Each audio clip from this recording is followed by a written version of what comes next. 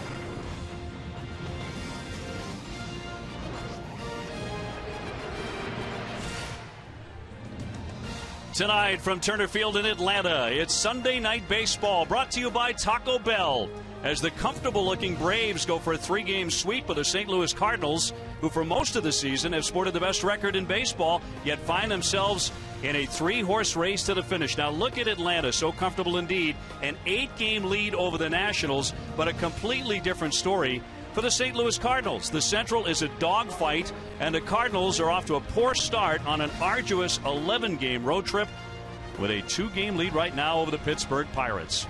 Great to have you with us in Atlanta. Welcome, everybody. I'm Dave O'Brien alongside the Cy Young winner, Oral Hershiser. Both Dan Schulman and John Kruk return next week. And looking at the matchup tonight, you're looking at a role reversal, Oral, as Atlanta goes for the 3-game sweep. They came in as the cold team. St. Louis is the hot team. They have flipped, and Chris Medlin's on the mound looking for that 3-game sweep tonight. Yeah, Dave, Chris Medlin exploded on the scene last year, and it wasn't with his fastball velocity. It was with pinpoint command, especially the two-seamer to both sides of the plate.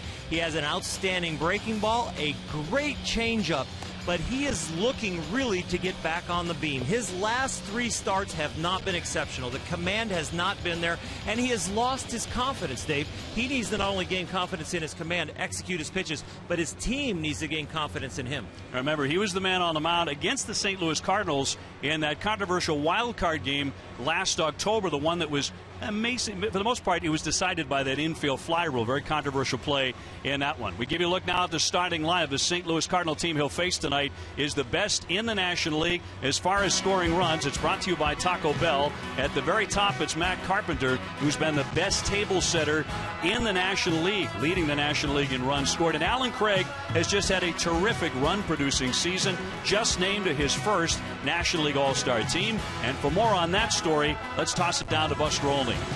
Dave, Alan Craig is putting up big numbers in a neighborhood of big stars. According to the Elias Sports Bureau, his .437 batting average with runners in scoring position over the last 2 years is the highest in the last 50 years. Higher than guys like Paul Molitor and Tony Gwynn, Hall of Famers or near Hall of Famers like Ichiro Suzuki. Now, the Cardinals hitting coach John Mabry told me that Craig is relentless in his approach with runners in scoring position. And when I tried to ask him about some of the numbers, he said, no. We don't want to talk about that. We just focus on process. Dave? All right, Buster, thank you very much. There's Craig, and of course having a terrific season for such a powerful offense, even though they don't hit a ton of home runs, but trying to shake the Pirates and the Reds all season long, and facing the right-hander Chris Medlin, who is 6-10, a .378 earned run average. He's lost 3 straight, and it looked like he was headed for the bullpen until the Tim Hudson injury. It looked like that, and he has been pitching very poorly, and through that time he had a long break at the All-Star break where he got some side works in, thought he got his confidence and his location back, but his last outing was not very good. The thing he needs to concentrate on, I chatted with him yesterday, was the fact that he needs to play baseball and pitch when he's on the mound, not play mechanics and worry about the outcome. So this is a young man looking to execute and get his confidence back. And it's an interesting looking defensive alignment that Freddie Gonzalez has, particularly in the outfield, because there's Hayward, Jason Hayward, who is not a typical center fielder at his size at 6'5", 240, but he's roaming center field tonight. Well, he has gotten tremendous jumps, made some outstanding catches out there in center field, and he really feels that he can play there. He's naturally a right fielder. But now Justin Upton is in right field and Hayward's natural position. And in left field, Evan Gattis, who is still a project out there, but is solid in left field and is still picking up on the finer points of playing left field. Of course, B.J. Upton would be somewhere out there right now, but he is on the bench trying to recuperate from injuries, on the disabled list right now. So it's a bit of a mix and match for Freddie Gonzalez and Atlanta. And we are set to go here on Sunday night, as Carpenter will get in, and Beltran and Holiday. Cardinals with the best record in baseball coming in. First pitch a strike on Carpenter. 321, 9 homers and 50 runs batted in. Well, and he has really solidified this Cardinal lineup in the leadoff spot, and he is now a prototypical leadoff hitter and works the count and uses the Cardinal philosophy. Not afraid to hit with 2 strikes, makes good contact. They also have Matt Holliday back in the lineup after a DL stay. 81 degrees as we get started here in Atlanta. Here's Matt Holliday coming back from a hamstring yesterday. Got a double, went 1 for 4. And the 1-2. Medlin, 26 years old, 5'10", 190, a native of California. Of course, he had that remarkable run when they moved him into the starting rotation right about this time a year ago. on July 31st, and from that point on, Oral, literally unbeatable. He went 9-0 with an ERA of 0.97, just incredible. And carried that second half resume into the playoff game, the one-game playoff against these Cardinals. Didn't perform quite as well as the regular season. Up high for a ball. He's run it full now, 3-2 on Carpenter. This is only his 51st start in his big league career, and he really is still going through the growing pains of being a starter in the big leagues, hitting his first real rough patch. The payoff to Carpenter, and a high fly to left. And here's Gaddis. Still a work in progress, as you mentioned, because he's a catcher playing the outfield. They're putting a lot of work into him, and he's working very hard to get better. Well, every time he catches a fly ball or gets a grounder out there and has to throw it into a base, he is getting another rep and getting better. And this is a guy who worked very, very hard to get to the big leagues, went through a lot of hurdles, and I expect him to turn into a left fielder because he is putting the work in. Here's Beltran trying to.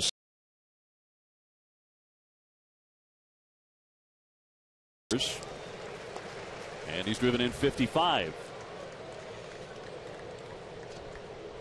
Most impressed about Carlos Beltran is how easy the game looks for him. He is so smooth. Just turned 36 in April. Switch hitter, of course.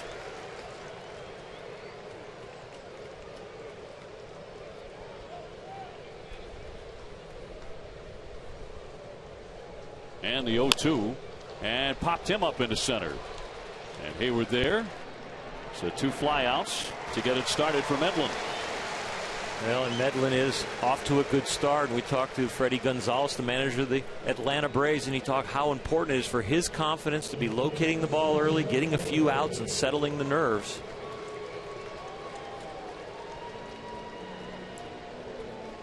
Here's a guy who'll make you nervous. Matt Holliday. 268, 13 home runs, came off the DL yesterday. And before that, Matt and his wife Leslie welcomed child number 4 into the world. His son Reed, who joins big brothers Jackson and Ethan, and sister Grayson. Came back off the DL with a bang, with a double off the left field wall yesterday that was outstanding. And I think everybody was kind of holding their breath on the Cardinal bench watching him round the bases. And he had to slide on that play too. That one just missed. There's not many protocols of getting back into the big leagues that include sliding in the bases hard. A lot of teams will let you run the bases, run straight ahead, run the angles, run the bases, and if you're okay, they let you back on the field. So tested that hamstring right away. Craig is on deck. And a count 2-1. Back to that play. This is a bullet. This is Matt Holliday, and the Cardinals don't hit a lot of home runs, but they hit a lot of line drives, and Holliday came off the DL and rips this into the corner. He rounds first, and you see him kind of awkwardly make the turn to make sure he got it. He knew he hit it so hard that there could be a play, and if Uggla makes that play cleanly with the tag, I think he might be out. But the Cardinals were just glad to see the bat back in the lineup, and also to see Matt Holliday run and not get injured. And when he slides into you at second base, he will move you. Oh, yeah. He will move you. NFL linebacker size. In for a strike, 3-2. So Medlin trying to make it a 1-2-3. The one thing I like about Chris Medlin his first inning, he's trying to get back on the rubber and throw the ball. Not a lot of thought in between to worry about past performance. And he walked him. So Holliday is on, and Craig will bat immediately here in the first inning with a runner at first base. Good at bat for Holliday. And now the MVP candidate, Alan Craig, and he certainly is that. Having driven in 79 runs, which is third best in the National League, coming into play tonight. And it's not just a hot start this year. His first 1,271 at-bats in the big leagues, 229 RBIs. The only guy that has more RBIs per at-bat is Miguel Cabrera over that time period. So when you're talking about MVP candidate, we're not just saying, oh, let's try and turn him into a star because we're on ESPN Sunday Night Baseball tonight. We're talking about a guy who has produced and needs to be recognized. Recognized as an all-star for the first time in his career. earlier this month. No score first inning, but Holiday on with 2 down. And a strike. 0-2. That's a key pitch for Medlin right there. That two-seamer that looks like a ball and then come back and catches the corner. You remember this Braves uniform and Greg Maddux. That was a pitch that he made a living with.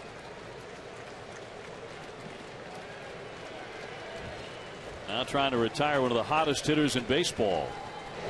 And he does it. He strikes him out swinging. So Medlin, whose confidence has certainly been wavering, gets to an excellent part of the lineup, leaving one man stranded. No score after a half inning.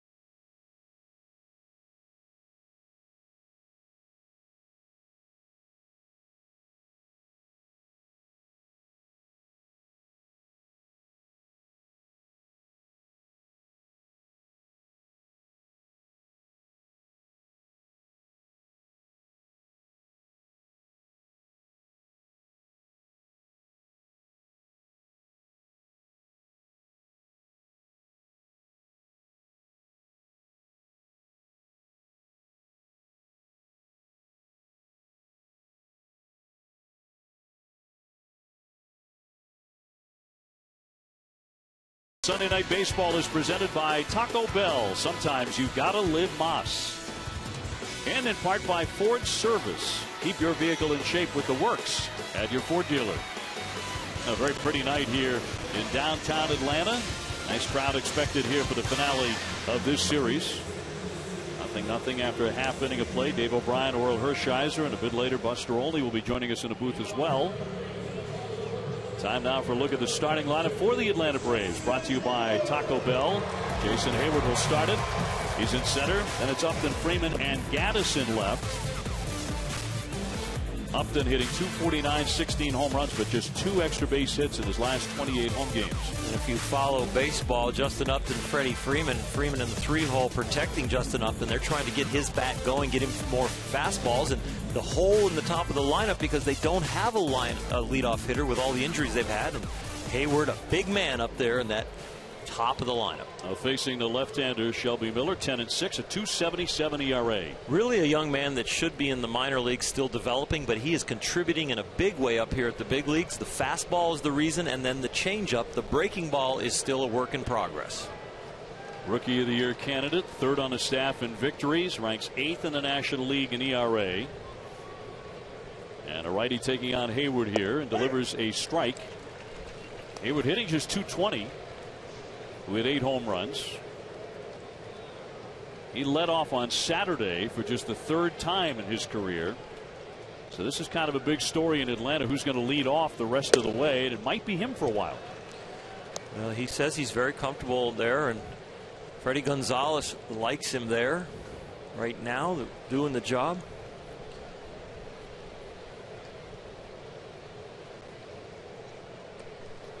1-1. He took a big rip. 1-2 to count.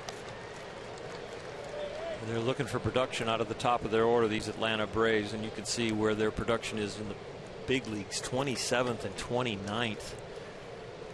So with a team that relies on the home run, you'd like to get some people on in front of that long ball. Of course, they strike out a ton. Hayward hitting just .220, Ugla .204, Simmons .242, and yet the Braves roll on despite those low averages and all the Ks, with the biggest lead of any division leader in baseball fouled back by Hayward. very much an all or nothing type lineup. The strikeouts, the home runs, the walks that they get. The one thing that Freddie Gonzalez will talk about all the other outs is that he likes to see when the lineup has productive outs. He's not as worried that they're a strikeout home run team, but when we do get situations to make the productive out, the sac fly, move the runner from second with no outs, they've got to make those outs. 3-2. This is one of the things that Freddie Gonzalez likes about Hayward as the leadoff man, a guy who will work a count, will take a walk on occasion, and finds a way to get on base. Not your prototypical leadoff man at 6'5", 240. And he's on ball 4. So Miller walks his first man in front of Justin Upton. Upton will stride up there in a slump, 2 for 25, and a batting average sitting at 249. When you talk to hitters that are struggling, your first question usually is, what are you working on? You try and stay away from the negative, and they're working on the timing, and especially the timing of his front foot, getting it down early enough to read the pitch and execute the swing.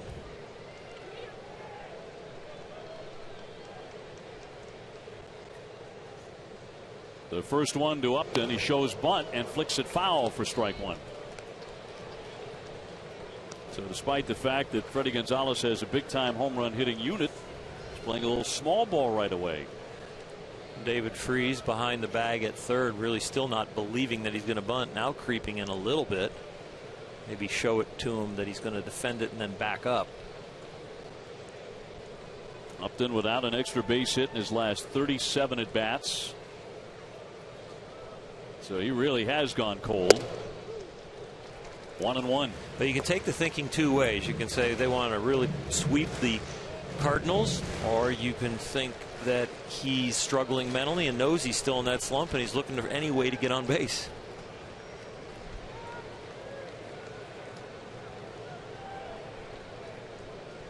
Freeman on deck, runner at first base, nobody out. 1-2.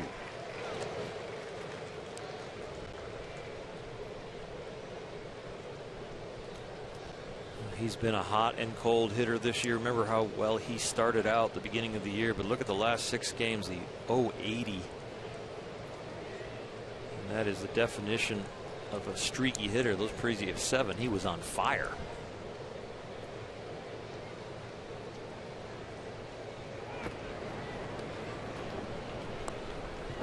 Chevy Miller, only 22 years old. Born in Houston, Texas. You talked about some of the things he's done, and yet, in your opinion, you really should be in the minors right now? Well, where the breaking ball is, the reason he's in the big leagues is because the electric fastball, 93 to 97 miles an hour. One of the harder throwers in the National League. Foul down the line, just off the chalk line, off the bat of Upton. Emergency hack right there by Justin. He's either looking inner half or sitting on something soft. Barely gets his foot down. He just kind of blocks this emergency swing. Almost got himself a double.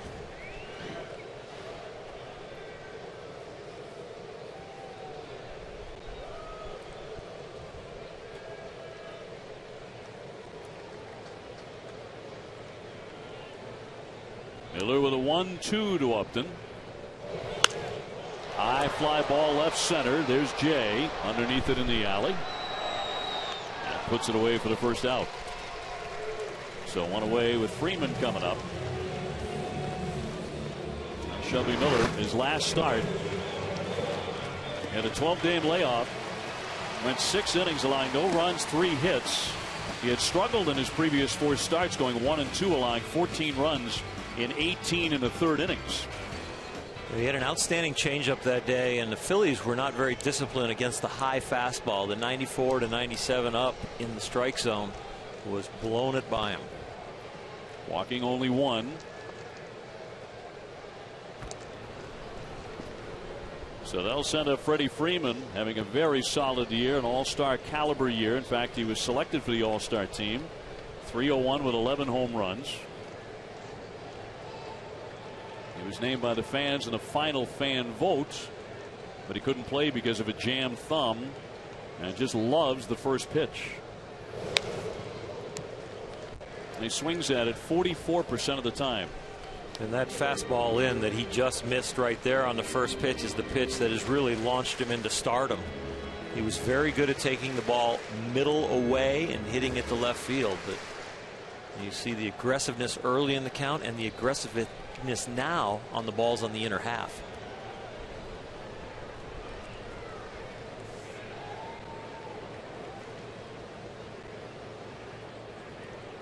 Freeman 0 for 6 in the series.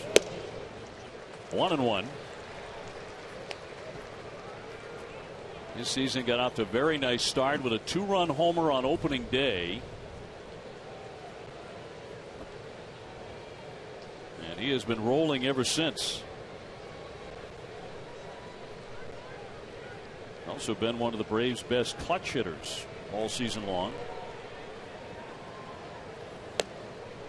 2-1.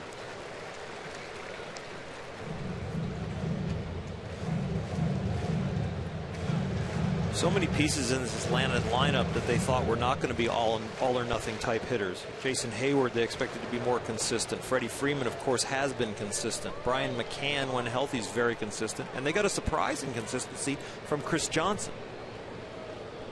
Who's hitting .332 and fighting for a batting title. Sky high pop up. Jay has all night to get underneath this one. And he's there for the play at out number 2. And that'll send up Evan Gattis.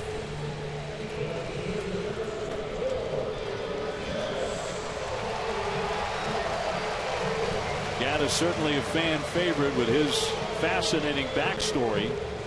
He can also hit. 15 homers, 39 runs batted in. And right in the middle of that lineup for the rookie, batting out of the 4th spot. See where he is in rookie ranks in the majors. Tremendous power and really starting to learn the strike zone. But when you make a mistake, he will make you pay. Kind of a Paul Bunyan approach to hitting. 6'4", 230. He fits the bill. 2 down and a strike. He can be very short to the ball like he's swinging an axe. No batting gloves, the beard. He's in there and he's a tough cookie. And I really think he started to become a story around the league as somebody who actually intimidates opposing pitchers. That is somebody you watch in the order. This is not just a rookie now. This is somebody that you want to know where he is and when he's coming up. Another breaking ball. 1-1. McCann would hit next if given the opportunity here for Atlanta. Braves leading the National League in homers and strikeouts.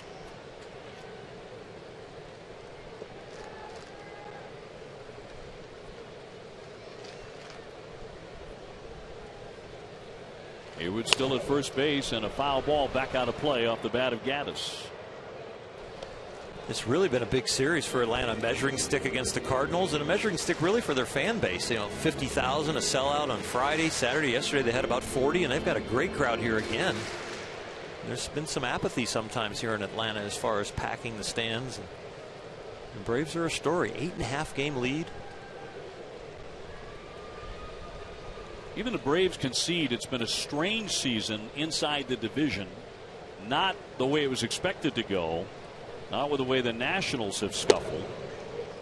They were supposed to have an uber team. They were supposed to be up by 8 or 9 games by now. Not necessarily Atlanta. Yeah, some inconsistent play throughout the division. The Braves don't feel like they have clicked 100% yet. They think they can be better.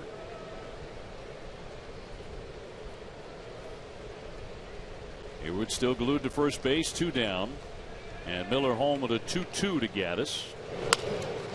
Right at the third baseman. Freeze into second for the force, and that retires the side. And that'll do it for Atlanta. When we come back, the man fighting for the batting title, Yadier Molina, the all-star catcher, when we return.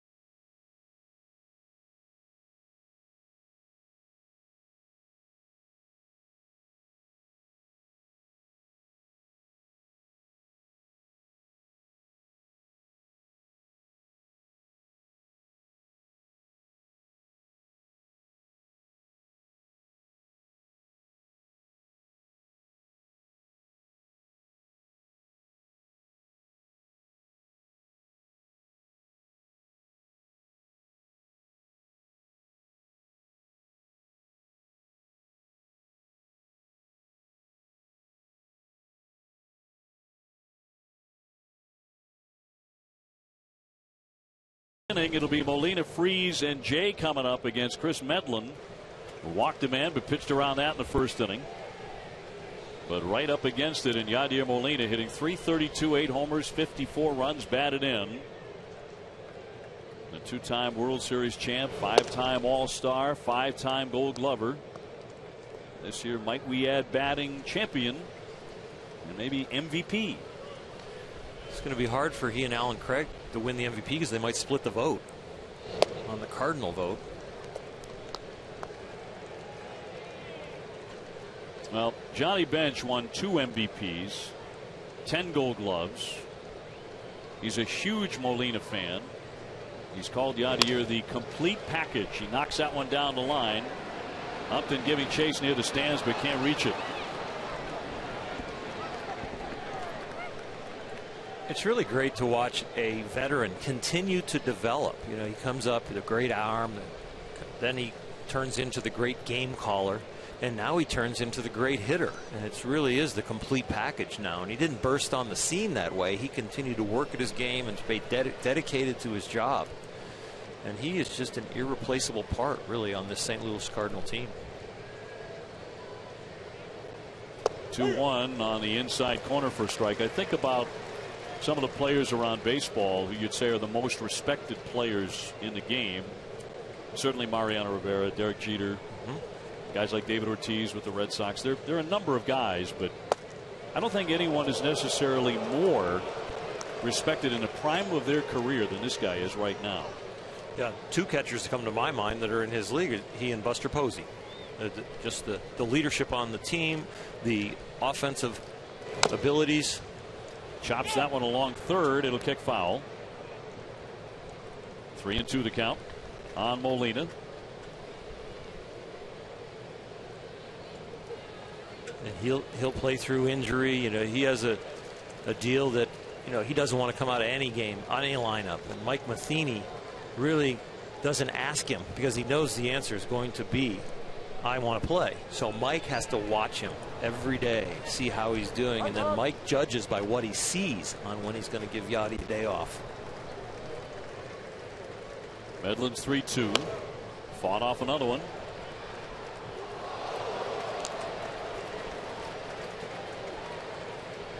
Shifting gears here, not talking about Yadi, but Chris Medlin.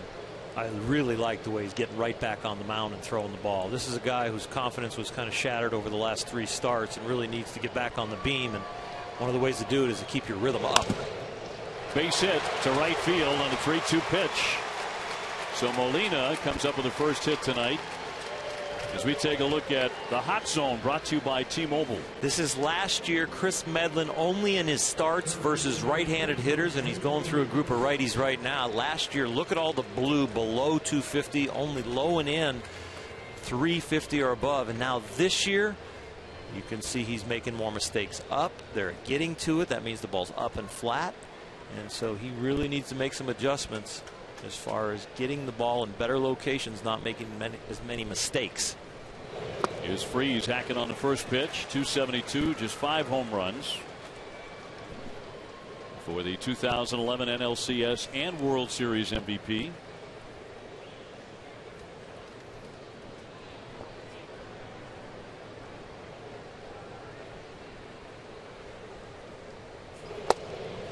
Too far in to square the count at 1-1. Yadier Molina on his approach, but look at it against the hot zone with Chris Medlin of this year, and he makes a mistake near the middle of the plate. I know it's 3-2, but when you're 9-0 last year in the second half with a .71 as Medlin was, he was hitting more spots then. On the corner for a strike. Freeze didn't think so. Got a little break on that one. Usually when it's borderline up and borderline in, you don't get that pitch. Get borderline up if it's in the middle, borderline down if it's in the middle, but both borderlines. Let's see. 1-2 into the dirt. Nice stop by McCann to keep Molina at first base. This series is just the start of a major test for St. Louis, a 10-day, 11-game road trip to Atlanta, Pittsburgh, and Cincinnati. Hot shot, deep short, sliding stab. Simmons into second, one on the first. Oh! play. Nothing routine about that 6-4-3. Andrelton Simmons sliding into the hole to take away a hit and turning 2 on it. I'm not sure if this ball takes a bad hop. You know he's going to try and do the slide and pop up and get the guy at second, but an amazing play right there. Just getting the ball and then unloading it, contorting his body in a way that only he knows how he gets up. He does a double knee slide, off balance, falling to left field, accurate throw. Uggla hangs in there and makes the turn. Outstanding play. Man. You can play shortstop. Here's Jay taking low for ball 1. And when you start ranking the best arms on the infield in Major League Baseball, he's right there with almost anybody. Yeah, he can really throw it. Saw right there, that was all arm strength. He had lost his body, lost his lower half, was really off balance, falling away, and it was still a bullet chest high to Uggla. How about Simmons at short and Machado at third? Be some range on the left side. You're talking Manny Machado, the third baseman and young fellow for the Baltimore Orioles. Having a sensational year for the Birds. Jay hitting just .249 with 5 home runs. Bases empty, courtesy of Simmons with 2 down. Those of you who have followed the Cardinals, John Jay, you would say, has probably made an adjustment with his hands. They used to be high and deep and then make a big drop or hitch down to his waist. Now he's holding them more forward up by his chin, and then when he moves his hands, he moves them back but keeps them up. Line shot, base hit into center field. Second hit of the inning for St. Louis. Jay's starting to show some signs he's heating up lately. Knocks that one right back through the center of the diamond. That adjustment to try and get rid of the hitch is new, and he's doing a much better job staying on top of the fastball. Medlin delivers it here, but Jay does a good job hitting it back straight up the middle. But this is a ball that sometimes in the past with the other mechanics he would pop up and get underneath. This one a solid line drive. So Pete Kozma, the shortstop, will get in, the number 8 hitter at .242 with 1 home run. Right-hand hitter out of Tulsa, Oklahoma, and trying to bunt with 2 down, but flicks it foul for strike 1. Well, you think 2 out, man on first. Why is Kozma bunting? Well, he's trying to turn the lineup over and get Shelby Miller not to lead off next inning. So, okay, the bunt's not going to score a run, but it's definitely going to get the pitcher out of the way and get our lineup turned over. So any way he can get on as the 8 hitter, that's key. Kozma has twice taken over the shortstop job for the injured Rafael Furcal. Over at first base, diving in Jay, a little closer than he wanted it to be. Medlin quick feet from the mound, and Jay slow getting back a little bit, but was in there a lot more than you think. 0-2.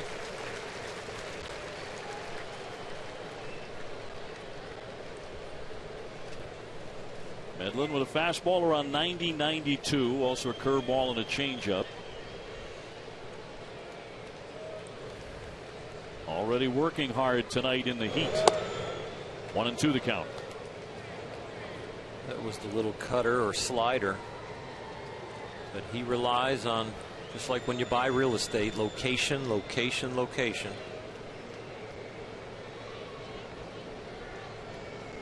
He's worked this inning. He's allowed 2 hits. Walked a man in the first inning. For me, the changeup's been outstanding. It's been starting at the knees and going to the dirt with great depth. The pitch that tonight, he's doing a good job with the fastball, but for me, it's still about 4 to 6 inches too high. Ball or two too high. Swing and a miss. He gets it. That's the good one right there. That changeup. Second strikeout of the ball game for Medlin, but man, did he get some help on an absolutely gorgeous double play. Andrelton Simmons, the sliding stab, and turns 2 to help out the Atlanta starter. No score in the middle of the second inning in Atlanta.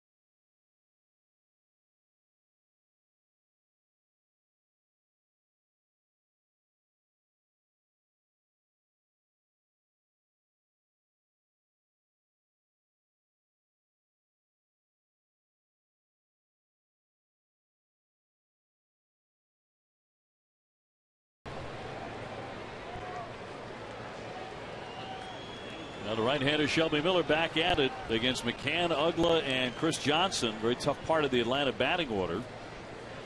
And McCann takes one up and away. 290, 13 homers, 35 runs batted in for the All-Star for the 6th time in his career. And swinging a very hot bat this month. 2-0.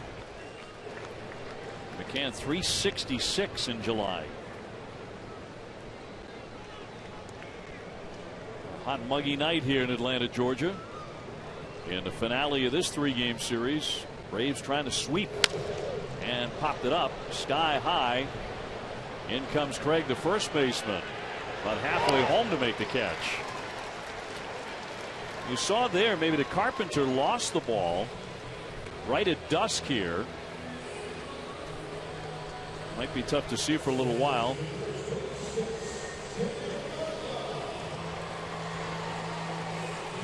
Look at the sky here. Hasn't quite darkened up enough. Might be a challenge initially. Those clouds have kind of knocked the heat down. We have a beautiful day as far as temperature.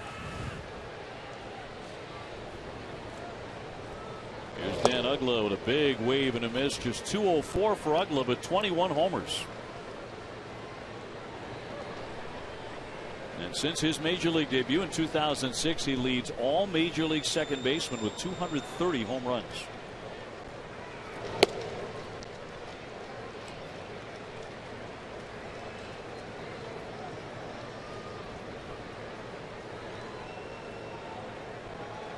Ugla number 3 overall in the National League in homers, and takes a ball inside to make it 2-1. Saw Albert Pujols on that list. He's on the DL now with his plantar fasciitis. May require some surgery. A partial tear there. Could be lost for the season. Yep. That shot foul. Some of the news today on the field around the majors. There's also word that Jake Peavy was packing up his stuff, putting some suitcases together. No word where he might be headed in a trade.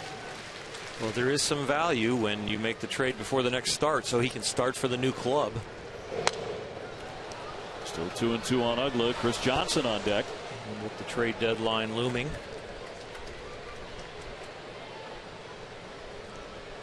Now Buster Olney will be joining us in the 3rd inning to talk about some trade deadline stuff.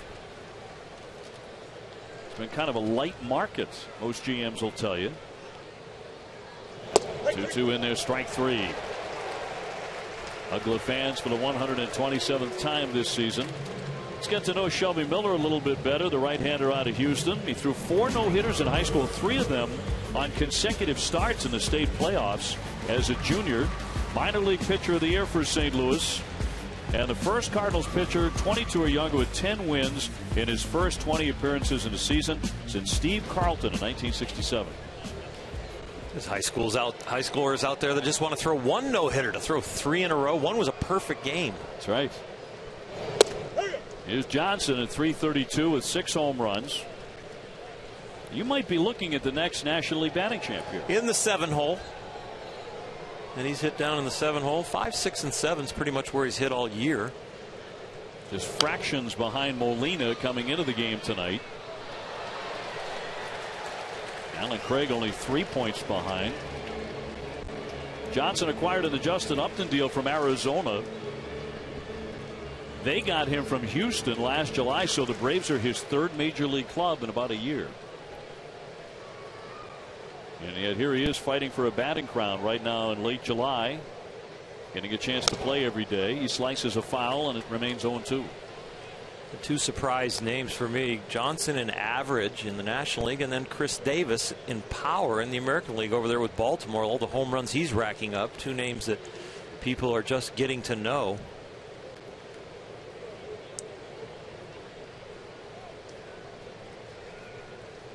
The 2-strike pitch.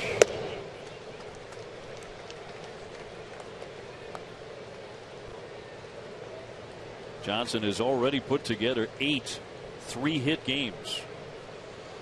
Very simple approach at the plate when you talk hitting with him. It's just kind of see ball, hit ball. It's not real mechanical. There is some studying of pitchers, but it's not over the top. Knocked foul as he hangs in there. Tracking the ball, letting it get as deep as possible. Phrases you'll hear him say.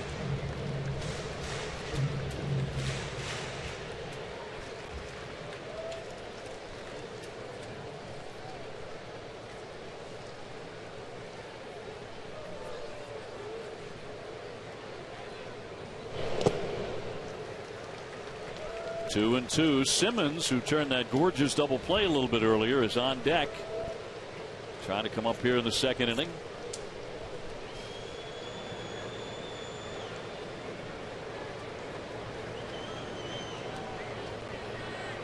Miller home at a 2-2. Down the right field line. Fair ball. And it gets by Beltran. Allen tied him up and rolls into the corner. Johnson on his way to third. And he's going to get there. Safe at third base. Well, that should have been no more than a base hit. Beltran misplayed it. He overran it down along the line.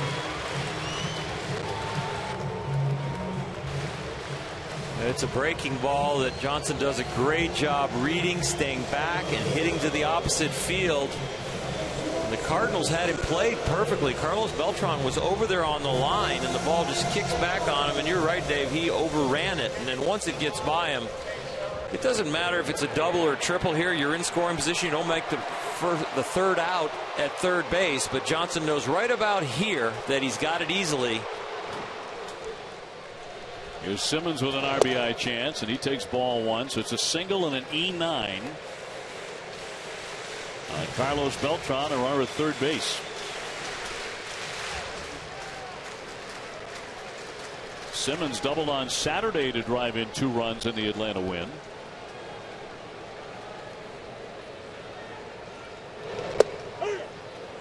One and one to count.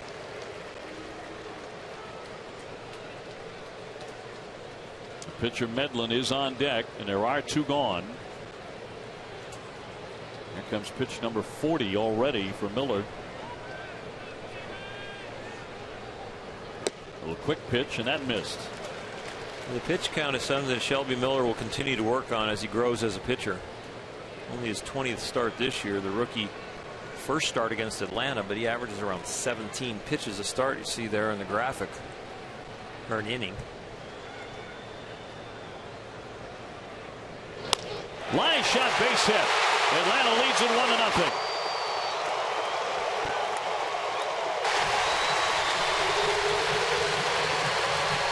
Simmons with his 38th RBI to drive in Johnson. The pitch count goes up with Shelby Miller because the high fastball gets swung and missed at, called a ball, or sometimes fouled back. But here, Molina's set up low. Miller misses up, and hitters' eyes light up when you get it up there around their eyes and they don't pop it up, put a good solid swing on it. Just like in the batting cage, try and hit the pitching machine or the back screen right there, and he did. So a very costly error there by Carlos Beltran, and here comes Chris Medlin, the switch hitting pitcher. Handles the bat all right, 219, and he's hit a home run. When I got to sit down with him and do our interview yesterday, I asked him what kind of shortstop he was in junior college, and he goes, well, I was the closer, but I didn't close as many games as I could have because I had 29 errors at shortstop that year. We could have been ahead and more, but he handles the bat pretty well.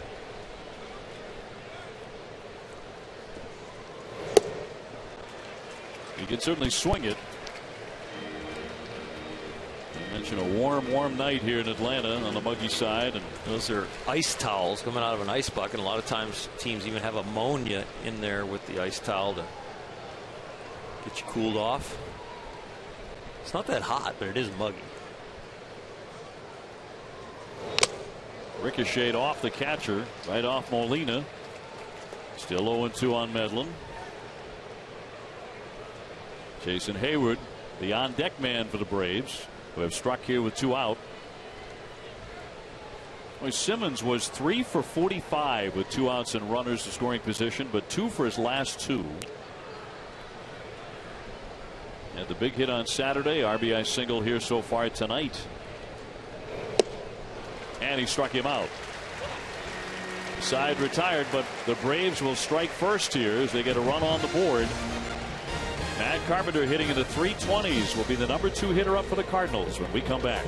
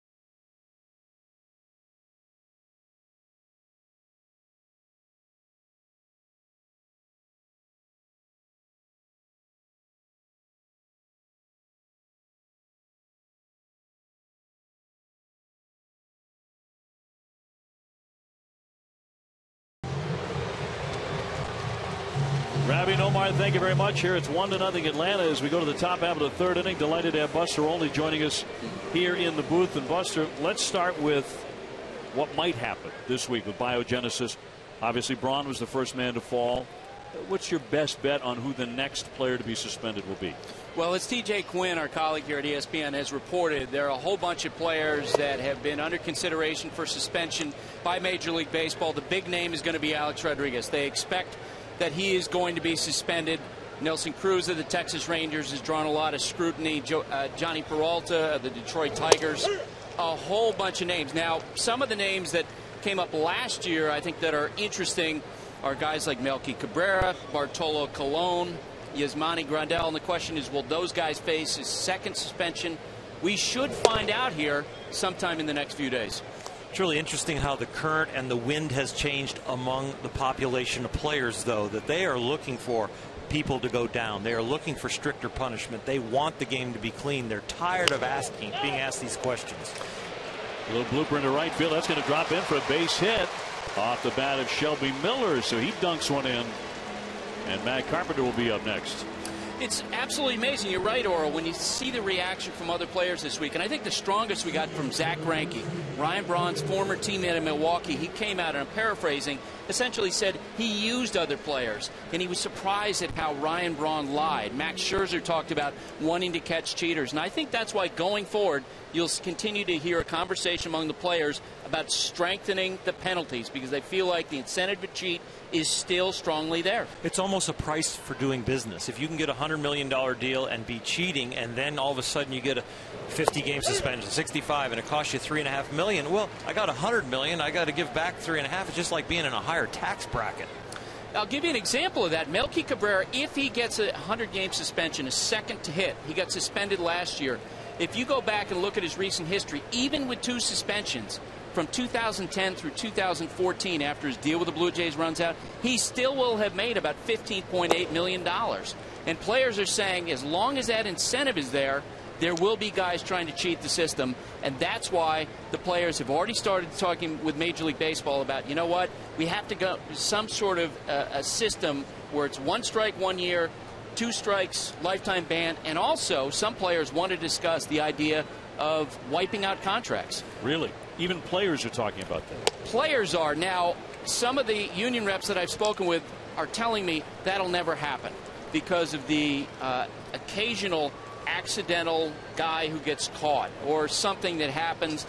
The union's going to protect those guys. But players are much more open to that idea of wiping out contracts, wiping out incentives than we've ever heard before, Oral. In some ways, you should force the player maybe to rebuild his career. Service time, contract. And another nice double play turned by Atlanta. Freeman scooping it up at first base. He got the quick out there, requiring a tag play down at second. Made a nice throw to turn 2. Freddie Freeman not only really progressing at the bat and becoming an all-star, but outstanding with the defense here. Comes off the bag. They're playing behind Miller because the pitcher's not going to run there. But great footwork and clock to know I've got enough time to tag this bag and then make a strong flow. One quick step and then the same stride gets him in throwing position and throws a bullet. Doesn't hit Miller in the back. Bang, bang in time. Beltran scalds a single into right field. Maybe more up. That'll pick it up near the warning track, and it'll be a long single for Carlos. That snaps an 0 for 12 skid for him. Coming right after the double play. A-Rod, of course, is the one, Buster, it's fascinating. So many of us. And you wonder about whether he'll ever play for the Yankees again. What if he's suspended for the rest of this season? And let's take it a step deeper. All of next season. Well, what happens then? Well, a lot of it depends. And boy, what a crazy week this has been. The back and forth between Alex Rodriguez and the Yankees. The argument over whether or not he's actually injured. He's had his doctor calling radio stations.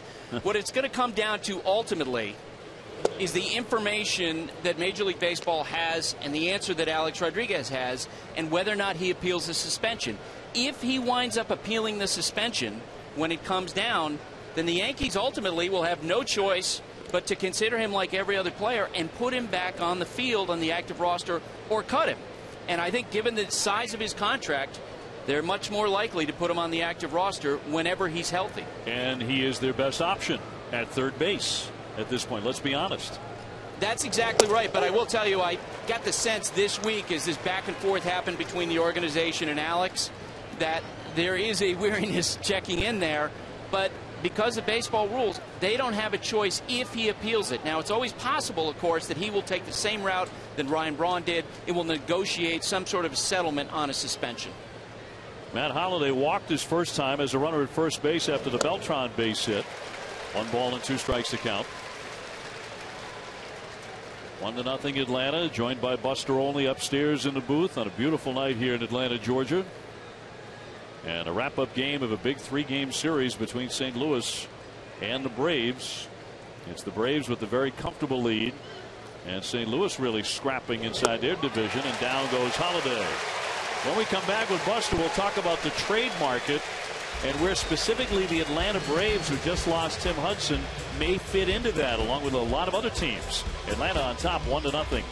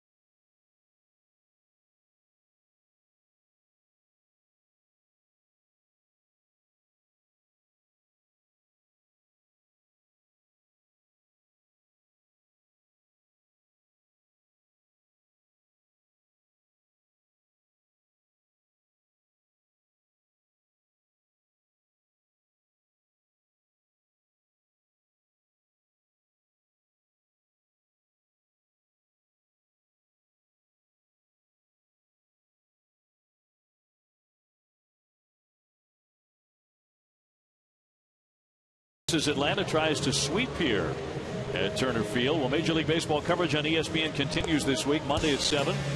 Rivals in the West square off. Mike Trout and the Angels taking on Adrian Beltre and the Rangers. Then Wednesday at 7, Carlos Beltran leading these Cardinals into PNC Park and a showdown with the Pirates. Sunday at 8, we see the Braves again. They head to Philadelphia to take on Chase Utley and the Phillies. And all games are on ESPN, also live on Watch ESPN. We mentioned Tim Hudson's rather gruesome injury just a few days ago, suffering that broken right ankle, getting stepped on by Eric Young Jr. while covering first base in the 8th inning against the Mets on Wednesday. He will miss the rest of the season as a result of that. He underwent surgery on that ankle on Friday. One of the game's real good guys, very late in his career, obviously 38 years old. We'll see if he can come back from that and pitch again in the big leagues. Young was very shaken up by that. Classy gesture. He's really broken up about it. And you know how the fans in Atlanta feel. But what about the front office, Buster, of the Atlanta Braves and Frank Wren? Looking at that injury, are they forced to do something? They certainly evaluated in the first hours after that injury the starting pitcher market, and they know they've got Brandon Beachy coming back on Monday, and that's a big addition for them. Jake Peavy was someone that they had scouted in recent weeks, but as they looked at the price tag of Peavy in the last couple of days, they backed away from that conversation. They're looking at more incremental type things for their bullpen. You could look at maybe a Javier Lopez of the Giants, a Joe Thatcher of the Padres. I don't think they're going to spend big to get a starting pitcher. Hayward walked in the first inning. Well, Frank has made the comment, he's been at this a long time, that it's a very thin trade market. I think all general managers completely agree with him. And if the starting pitching the last couple days wouldn't have been so outstanding, Mike Minor and Julio Teheran beating a championship playoff club like the St. Louis Cardinals, that will slow down your thinking too, thinking the young fellows might be able to do it. What about Jake Peavy now? Where's he headed? If I had to guess tonight, I think he's going to go to the Oakland Athletics. They seem to be the most aggressive team. They were involved in some of the conversations for Matt Garza. Now, oh, this is a rocket. Deep to right. Forget about it. Put it on the board.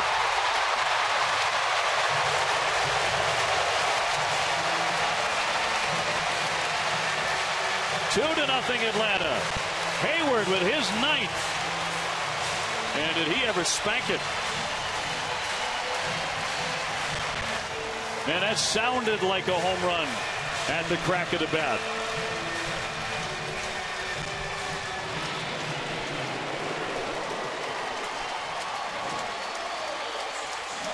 Listen in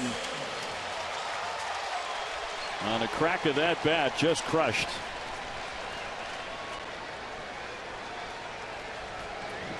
Sometimes you can close your eyes and just listen and you know it's gone. It's not a double, it's not a single. I know you've done it, Oral. When you've been on the mound and given them up, you don't even need to turn around. The swing, the pitch location, and the sound tell you, just give me another ball, Mr. Umpire. And that's what Atlanta does best. Hit the ball out of the ballpark. Upton 0 for 1. He's flying to center.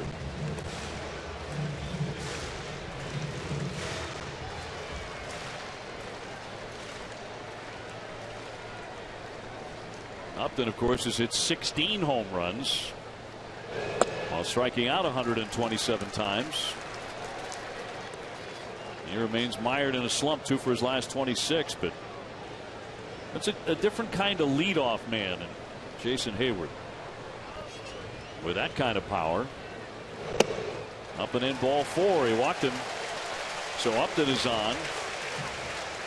Atlanta #1 in the National League in homers. A lot of times before it rains, you hear thunder, and that's what you heard before that ball left the ballpark. That big fella hitting in the leadoff hole. Don't let #1 in the batting order fool you with what kind of power this 6'5" frame brings. Firm front side, locked and loaded, high fastball on top of it, and line drive.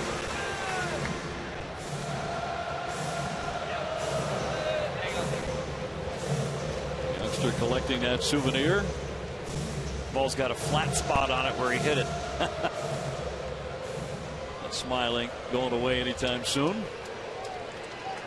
And the Braves on top 2 to nothing. Upton at first now for Freddie Freeman, who's hit 11 of them.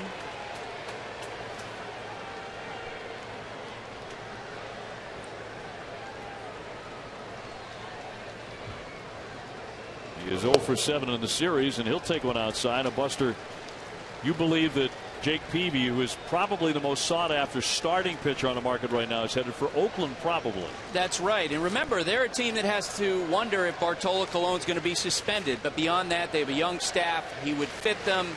He's under contract through 2014 at $14.5 million.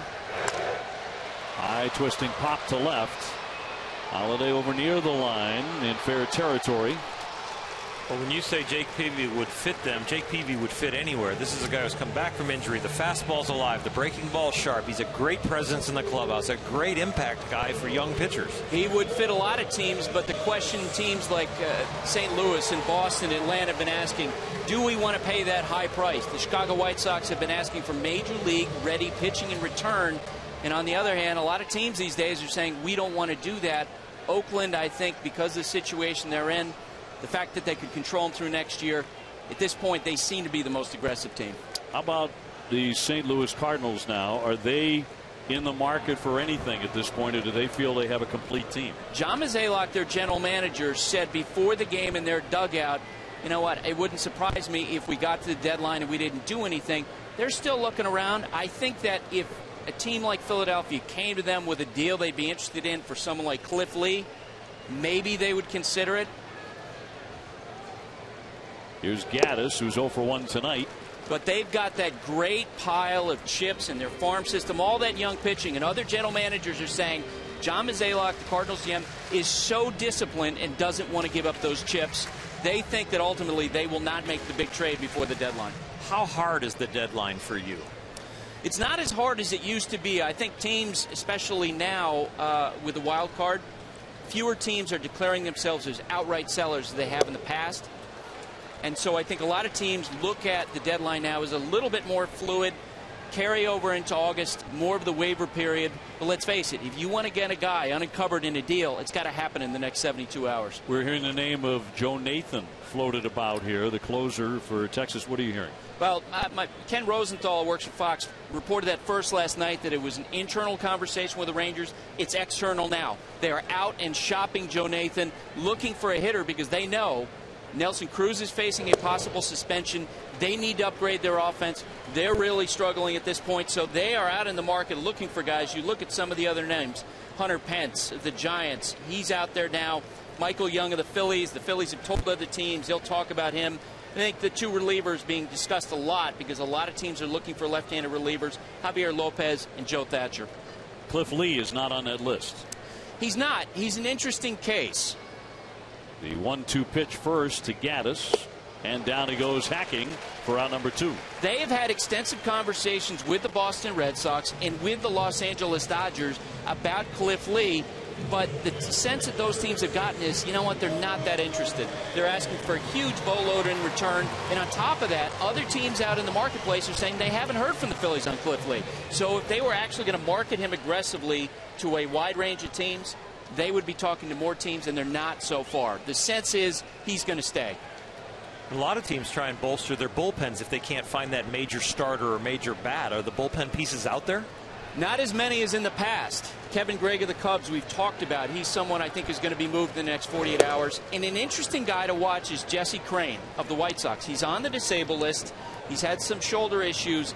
However, some general managers have told me they think that because there's such a need for relievers, that the market is so starved, that maybe the White Sox would make a conditional deal with other teams saying, look, if he pitches in so many games, you give us this prospect. If he doesn't pitch at all, you don't give us anything. His is a name that comes up in a lot of managers' offices and a lot of general managers' offices. I know that. Because he was among the most dominant relievers in the first half of the year. And you remember last year when the Cubs were going to trade Matt Garza, and then he got hurt, and it really ruined his value. The same thing happened with Jesse Crane for the White Sox. Atlanta with another run in. They're on top 2-0. McCann 0 for 1 tonight. He's popped up to second. He has Upton at first base, and that's a cross for a strike. And searching, we have found a Cubs fan in attendance and a Cardinal fan right there. Didn't Alfonso Soriano have a walk-off home run today for the Yankees or a walk-off hit? Well, and Cubs had reached the point where they figured, you know what, we got to start playing other guys. And the Yankees, he's not that expensive for them, only $6.8 million for this year and for next year. Popped up, Molina will have no room. It's off into the crowd. You know, fans sit around and they talk trades all the time. We should get him and give him these, these spare parts. What are the things that general managers are, their little pecking order of what they're looking at other than ability? Well, there's no question that trades in midseason have gotten more difficult because the value of young prospects has gone way up and the perceived value of veteran players like Jake Peavy has come way down. The old days of the 3-for-1, for a guy like David Cohn in midseason, forget it. Those are gone, because teams now are really clinging to their prospects because they're cheaper and they find it to be more efficient. So in a case like Cliff Lee, it's not just the willingness to maybe take on a huge chunk of that salary.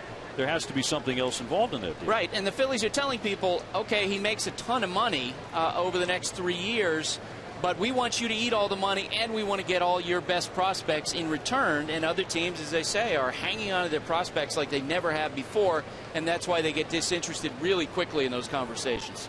The Texas Rangers certainly found it important enough to acquire Matt Garza, and he delivered right away for them.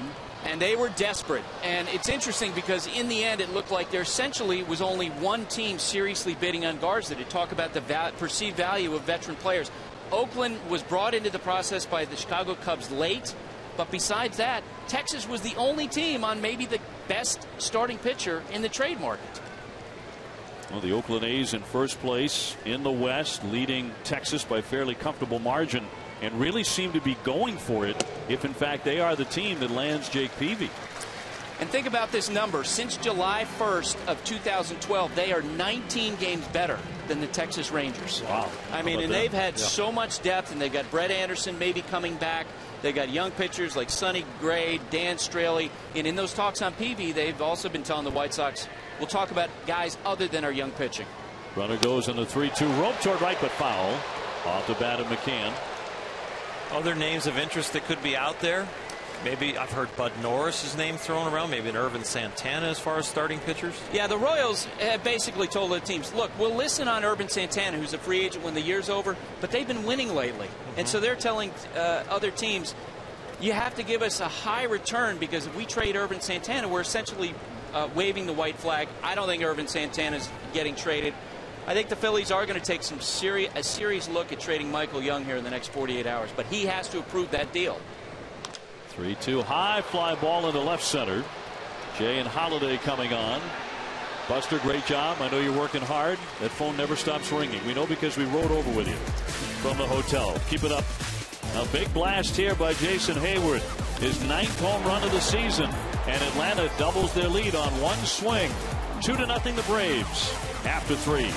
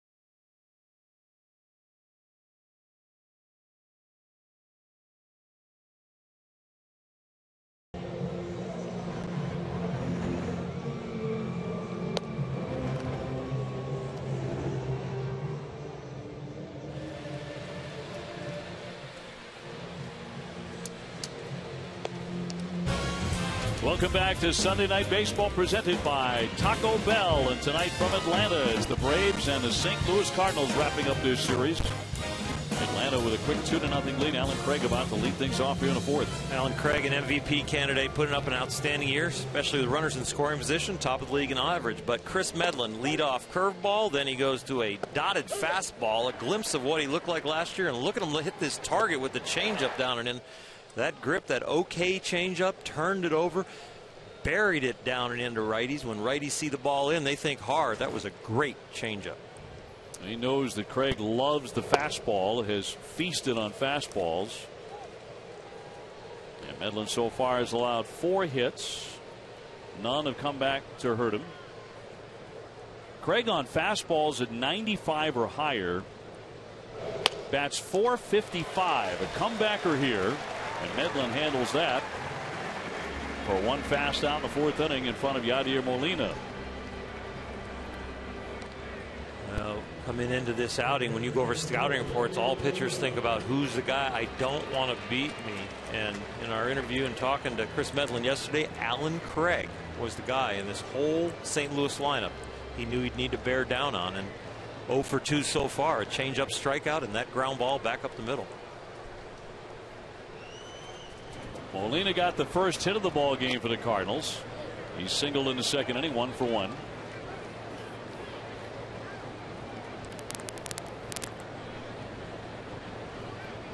So now hitting .334.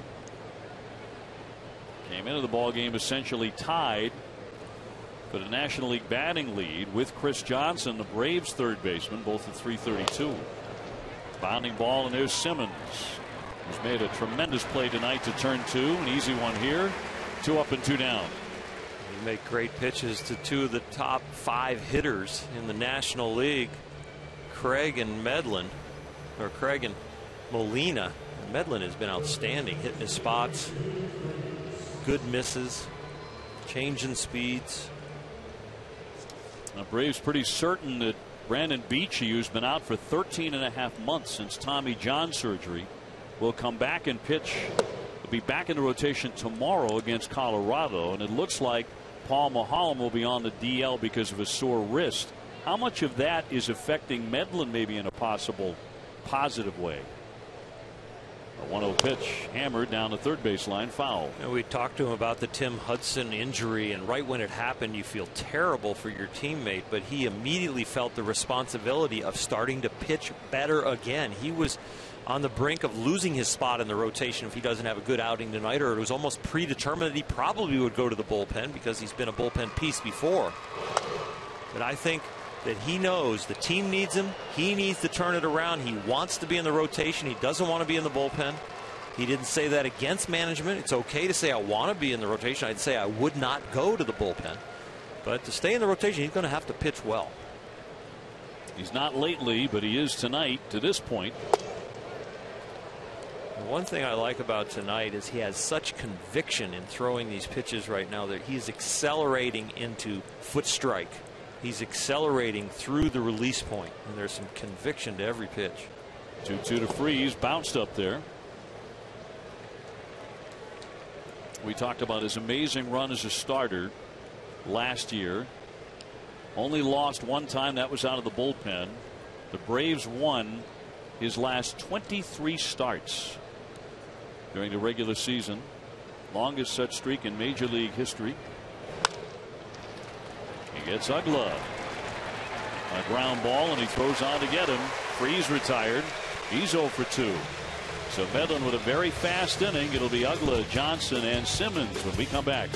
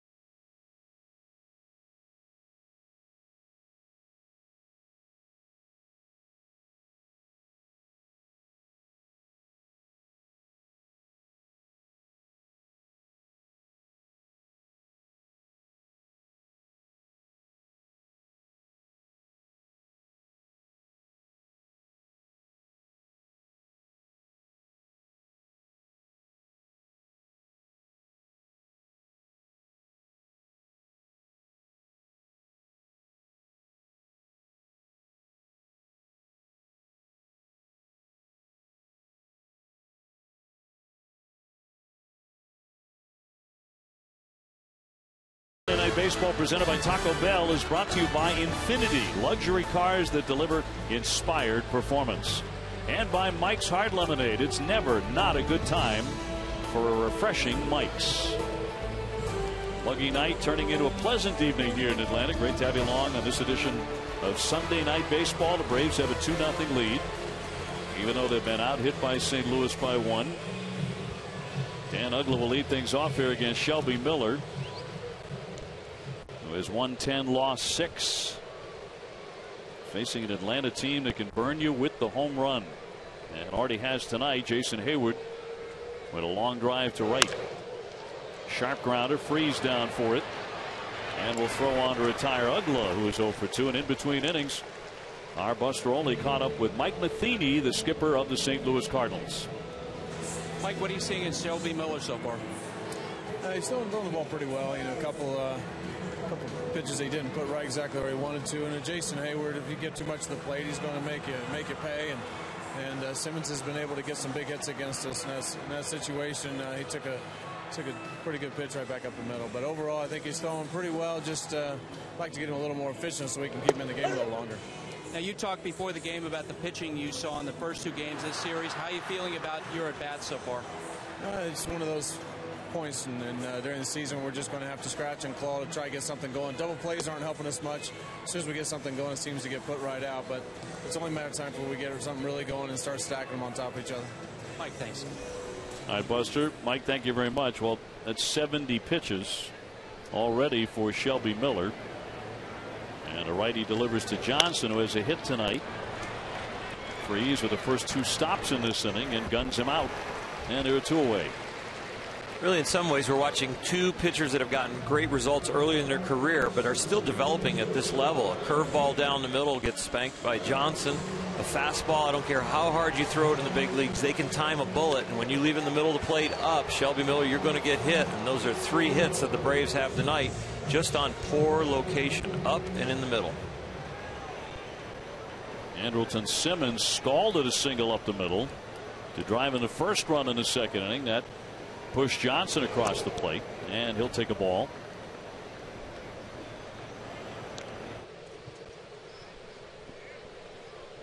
Simmons has only struck out 34 times all season, none in his last 45 plate appearances. 1-1. He won't walk much, but he doesn't strike out. The same eye-hand coordination he used at shortstop to be outstanding out there, and we've seen tonight, is what he has at the plate. And that was as nice a double play as I've seen turned all year. Some great hands, some great balance, some great arm strength. Put all the tools to use. High fly, well hit to right. Beltran back on the track to the wall. He's got it. And that will retire the side. Simmons put a charge into it, but just a little short for out number 3. Still 2-0 Atlanta.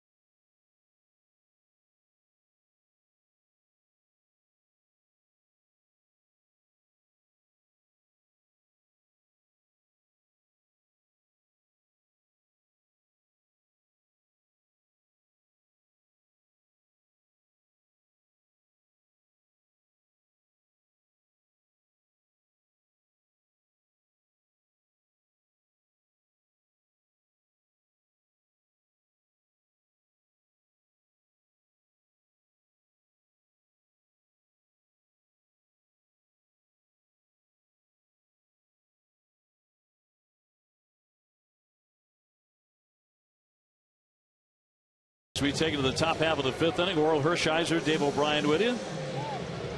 And Chris Medlin back on the bump so far. He's tossing a 4-hit shutout. Had a very fast 4th inning. He got there 4, 5, and 6 hitters in 1, 2, 3 fashion. Here comes the 7-man John Jay, who is 1 for 1 tonight with a single. Jay picked on a fastball that he left up. Did a good job keeping his hands above the ball. Hit a line drive back up the middle. Sky high into right. On the move Upton. Hayward as well, and Hayward will be there to make the catch in the alley for the first out. And moments ago, Buster Olney talked with the skipper of the Atlanta Braves, Freddie Gonzalez. Freddie, you hear raves all the time from rival evaluators about Andrelton Simmons' defense. We saw it again tonight. Who does he remind you of the most defensively? Wow. You know, CP and I talk about all the time with Ozzie Smith. The team he played with him a long time. He's so athletic. You go both sides, to the left side, to the backhand. And he's accurate with his arm also. With Tim Hudson down, obviously Chris Medlin now becomes doubly important for you guys in this performance. What are you seeing tonight? I'm seeing a guy that's throwing the ball really well. It's commanding all of his pitches. His fastball's got some life to it, and hopefully we can get him about three more innings. Freddie, thank you. Buster, Freddie, thank you very much. 1 out here for St. Louis in the top of the 5th inning, and here's Kozma. Tags that one out of right field line. That's a fair ball. He tucked it just inside the chalk. That'll bounce around in the corner. Kozma's heading for second, and he'll settle for the double. So 1 out, 2 base hit in front of the pitcher, Shelby Miller. One of the few mistakes Chris Medlin has made tonight. When his manager says he's commanded all his pitches, that means you've got to have the changeup too with the breaking ball. To Carpenter, you see this changeup, then to Craig, the down and in one. Here he is to Freeze, and now Kozma, and the changeup has been outstanding because it looks like a fastball at the knees, whereas fastball has been most of the night, but then buries right there, though. That hit right there, the double, that was a fastball up. Well, now the pitcher with Matt Carpenter to follow.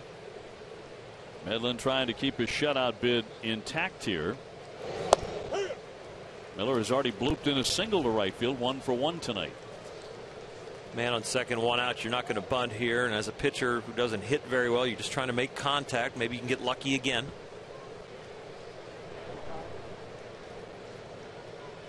Cardinals are about to take off for Pittsburgh, and a 5-game series against the Bucks, the team right behind them in the division. That includes a doubleheader on Tuesday. They'll bring up Tyler Lyons from the minor leagues to start one of those games in the doubleheader. Major League rule now, you can go to a 26-man roster for that one game. Boy, toward the alley, Upton on the move, not going to get it. That's into the gap. It's going to go all the way to the fence. That'll bring in Kozma. And Shelby Miller has done it with the bat tonight. He's 2 for 2. And the Cardinals pulled within 1 here in the 5th inning. That was no cheapie. That was not lucky either. Usually as a pitcher hitting below 100, you make a little contact. Maybe you find a hole. Just don't strike out. But he barreled this ball up with kind of a chop swing. Medlin making 2 mistakes with his fastball this inning, 1 for a double, and the other one, this double that Miller hits. You see that ball right down the middle, not a lot of action or life, like Freddie Gonzalez told Buster in his interview. Right about here, if he picks up Oquendo, the third base coach, he never looked. He could have made a triple. See Oquendo now looking to give him a signal. He is going to hold him up, but you don't want to get your pitcher hurt at third. But boy, if he was thinking 3, which probably rarely has happened in his life. Pretty good bet. Jose Oquendo used to team up with Ozzie Smith. As the third base coach here tonight for the Cardinals. Well, here's Carpenter. He's hit into a double play and also flied to left. Now the Cardinals can certainly score. They are number 1 in the National League in runs scored, and a big reason for that is how incredible they are hitting with runners in scoring position. As a team, 337. That's silly. It's almost August. It's rare air. Now 338 after the double by Miller. So that means that they could go hitless in their next 238 at bats with men in scoring position and still be leading the National League. That's just amazing. Sabermetricians will say that it's an anomaly, it's an outlier, but the Cardinals believe, and a lot of people around baseball, with the talent and approach, that they can continue to repeat this and drive in runs.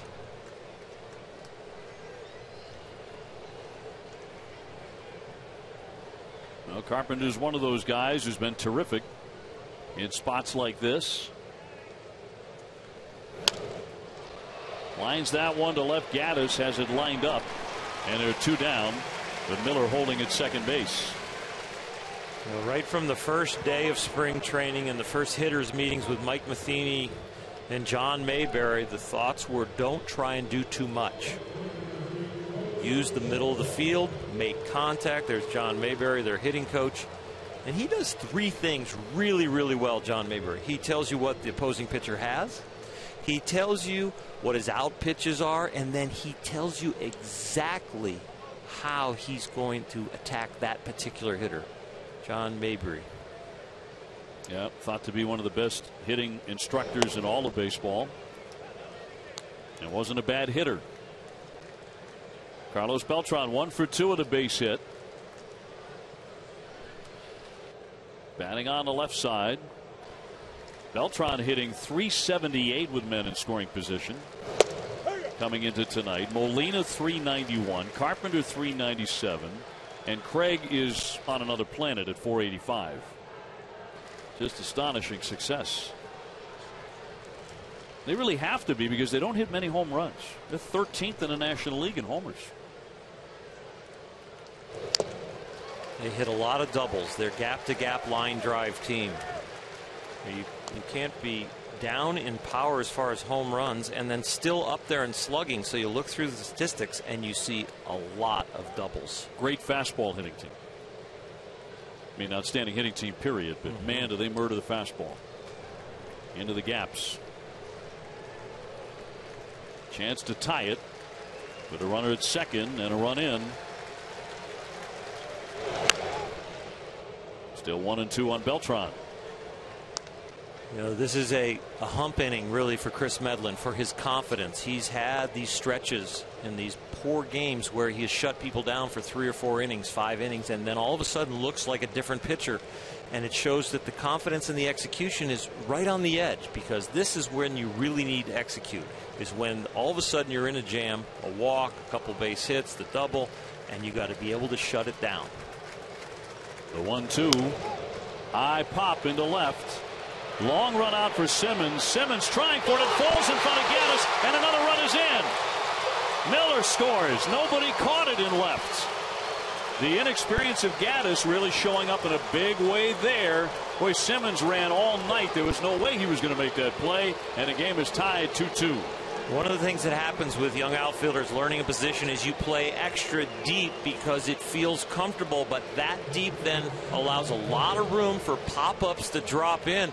And look where Evan Gaddis has to come from, way out there in left field. This is a big ballpark as it is, and he did not get a good break and doesn't really make a full stride at it. Is really hoping to see the odd strides there at the end. He's got to run through that and call off Simmons and try and make the play himself. Simmons really had no chance. I wonder why Beltran's still at first base.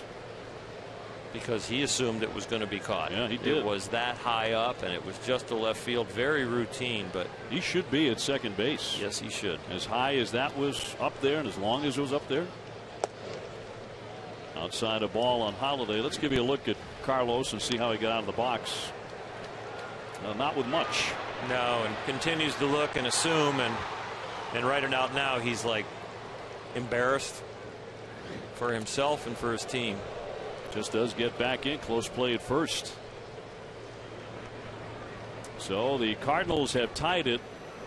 He gets credit for his second hit of the ball game and his 56th RBI. Holiday has walked and fanned in this one and blocked out in front of the plate by McCann. Carlos will tell you to your face that he should be on second base. There's no critiquing there or picking on him. And Mike Matheny, those are the kind of things that happen to a veteran every once in a while that usually nothing needs to be said, because that's a rarity for Carlos Beltran.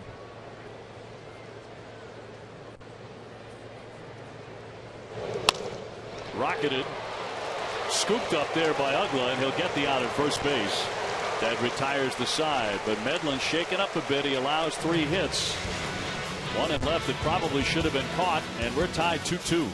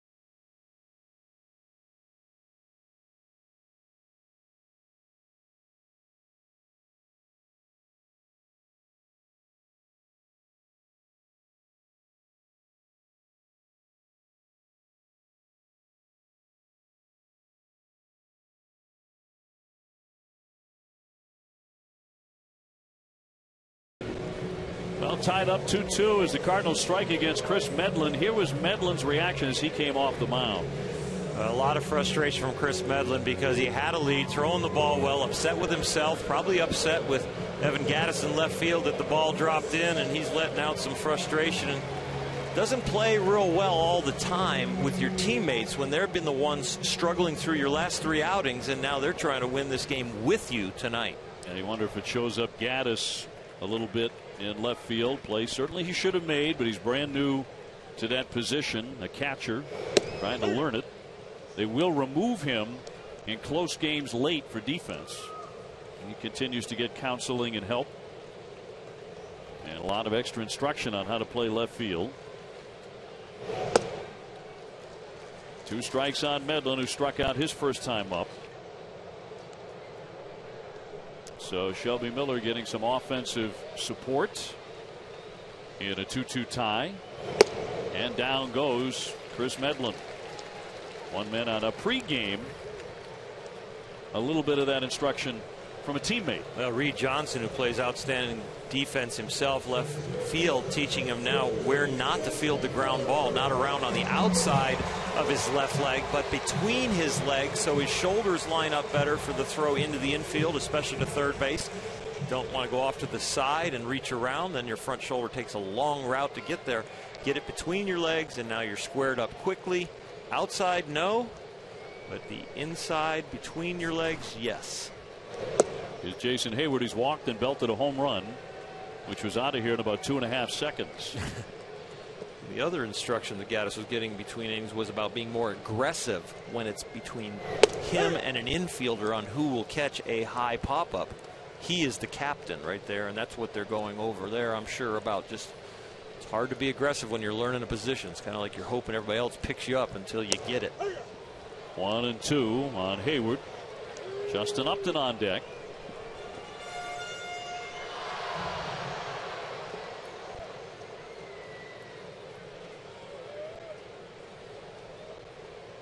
Hayward hitting out of the leadoff spot these days and chops a foul. Think about the position that Evan Gattis came from, catcher. he is not the captain on any pop-up. He's behind the plate, but if the infielders come, they can call him off. So he's never really been the captain on a pop-up in his life behind the plate. Right. Third baseman calls him off. First baseman calls him off. Pitcher can almost call him off when it's back there. Rattled sharply. Oh, what a diving play by Craig. He's up. The flip close. Got him. Wow. Miller got there in time. What a great play by Craig. Right on top of the chalk line, well behind the bag. And he steals a double from Jason Hayward. We're seeing some defense tonight. Hayward rips this ball down the line, a step and a dive, and just making sure you get the ball. Okay, there it is. It's in my glove. Let me get myself up and hope Shelby Miller's over there. There he is. I can unload it. Hayward gets up that line quickly and got down.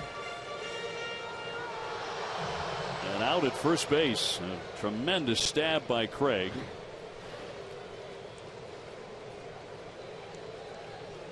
We talked about him having an MVP caliber season, while flashing some leather too. It's not just all offense. Here's Upton. He's flied out and walked in this one.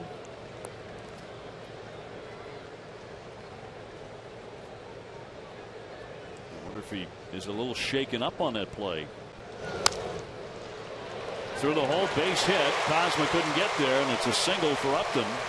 Coming with 2 down here in the last of the 5th. Back to that diving stab by Craig. And the value of the diving stab just went up after that base hit, because this is a sure double that he robs. Catches it cleanly in the web. Step and a half and a dive, and now when he gets up, he's got the presence of mind to think, I've got to get to the bag. But Shelby Miller reacted.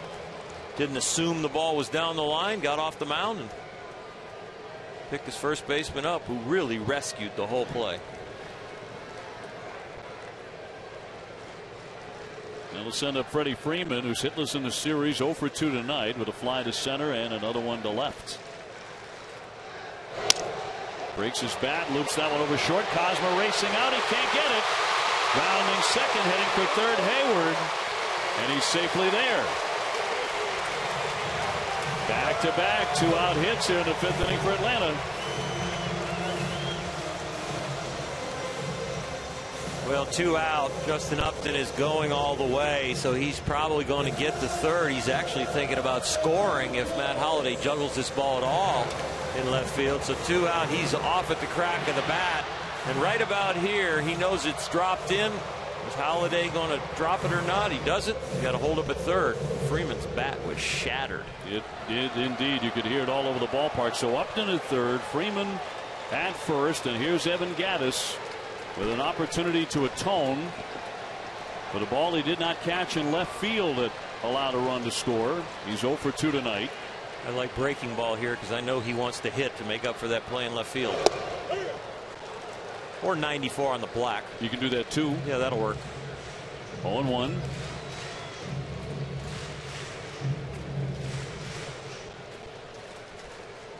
Gattis' story has really become legend in baseball. How he gave up his scholarship at Texas A&M, battled substance abuse, roamed the West for 4 years, taking all sorts of jobs. Nothing in 2 to count.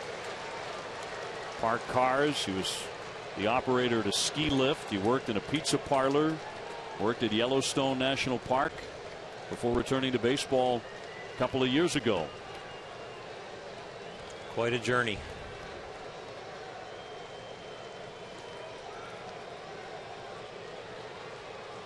As runners at first and third, Atlanta trying to retake the lead here in the 5th.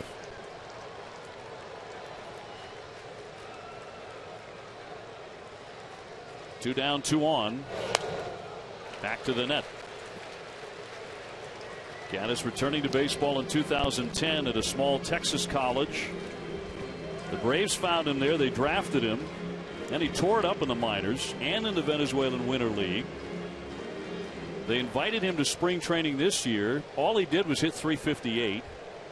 And when Brian McCann started the season on the DL, they added him to the major league roster.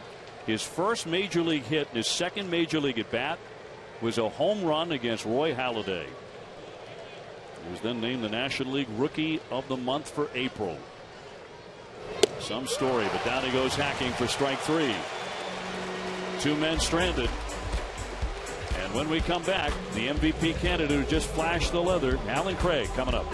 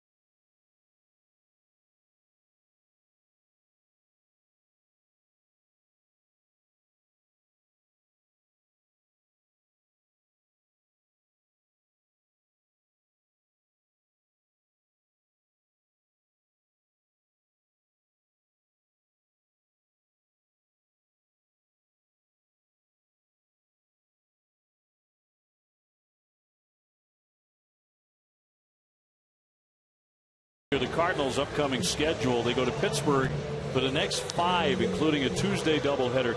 Then it is on to Cincinnati. So how about this road trip they're on? Atlanta, Pittsburgh, Cincinnati. And then they face the Dodgers August 5th through the 8th. Yeah, they get home with the Dodgers. Dodgers just swept Cincinnati. They're playing really outstanding ball. In Pittsburgh, tough injury to Jason Gurley, their closer. Melanson now closing for them. But that's going to be a challenge for the Cardinals to go through that. The Cardinals tied up here with Atlanta 2-2 as we go to the 6th inning. And Medlin trying to bounce back after a rough 5th. And Craig takes a strike. He has fanned and also grounded back to the pitcher. 4 of the National League's top 5 hitters are in this game tonight. Craig is one of them, along with Molina, Johnson, and Carpenter. 0-2 the count. Medlin doing a good job with Craig, pounding the ball down and in, especially the changeup. Using both sides of the plate. Little rough patch because of the drop fly ball in left field last inning, but needs to get back on the horse here, keep hitting his spots. 1 ball and 2 strikes on Craig. Molina on deck, and then David Freese in the 6th.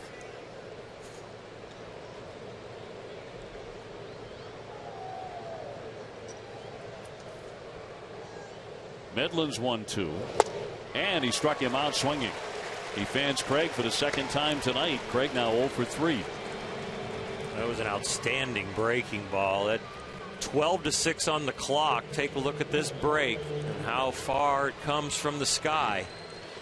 He's gotten Craig on changeup, a fastball away, and now the curveball. Big break and well located to the outside part of the plate. Look at that. Top to bottom spin, and 12-6 on the clock, going down out front and below the belt. Out in front on Molina, who has singled and rowelled out to the shortstop, so he's 1 for 2.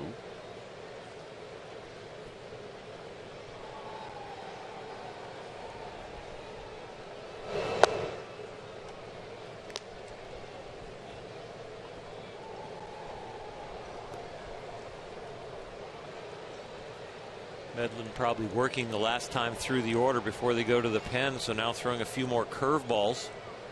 Use fastball changeup to get to this part of the game. Back to the heater to make it 1-2. Bread and butter strike to righties. That two-seamer that comes back and catches the outside corner.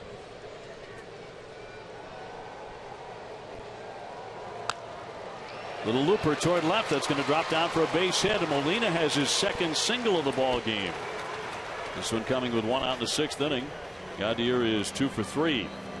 Well, ESPN's groundbreaking 9 for 9 series continues Tuesday with the untold story of Cheryl Swoops, a dominant player on the basketball court, but off the court, Swoops has had a life full of transitions that has defied traditional labels. 9 for 9 Swoops, Tuesday at 8 on ESPN. 1 out and 1 on for David Freese, who's hit into a double play and also grounded to second. A strike on the inside edge.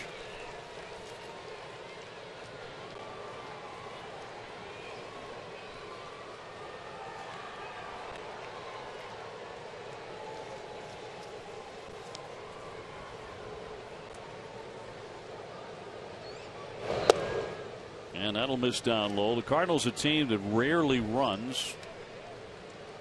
They have attempted the fewest stolen bases in the majors this season, just 38. When they do run, they get thrown out a lot, too.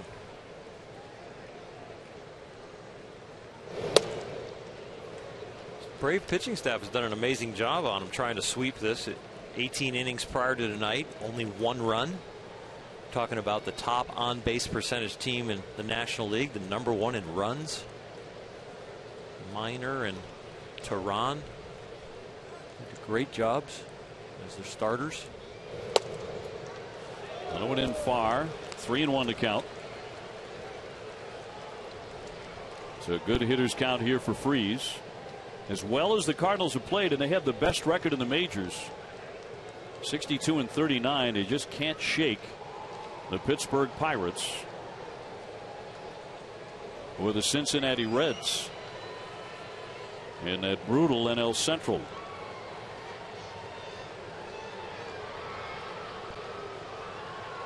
Here's the 3-1. Sharply up the middle. Nice stab by Simmons at second. Gets the out on the first. And how about another one? Andrelton Simmons makes it look a lot easier than it actually is. So graceful out there, and another double play.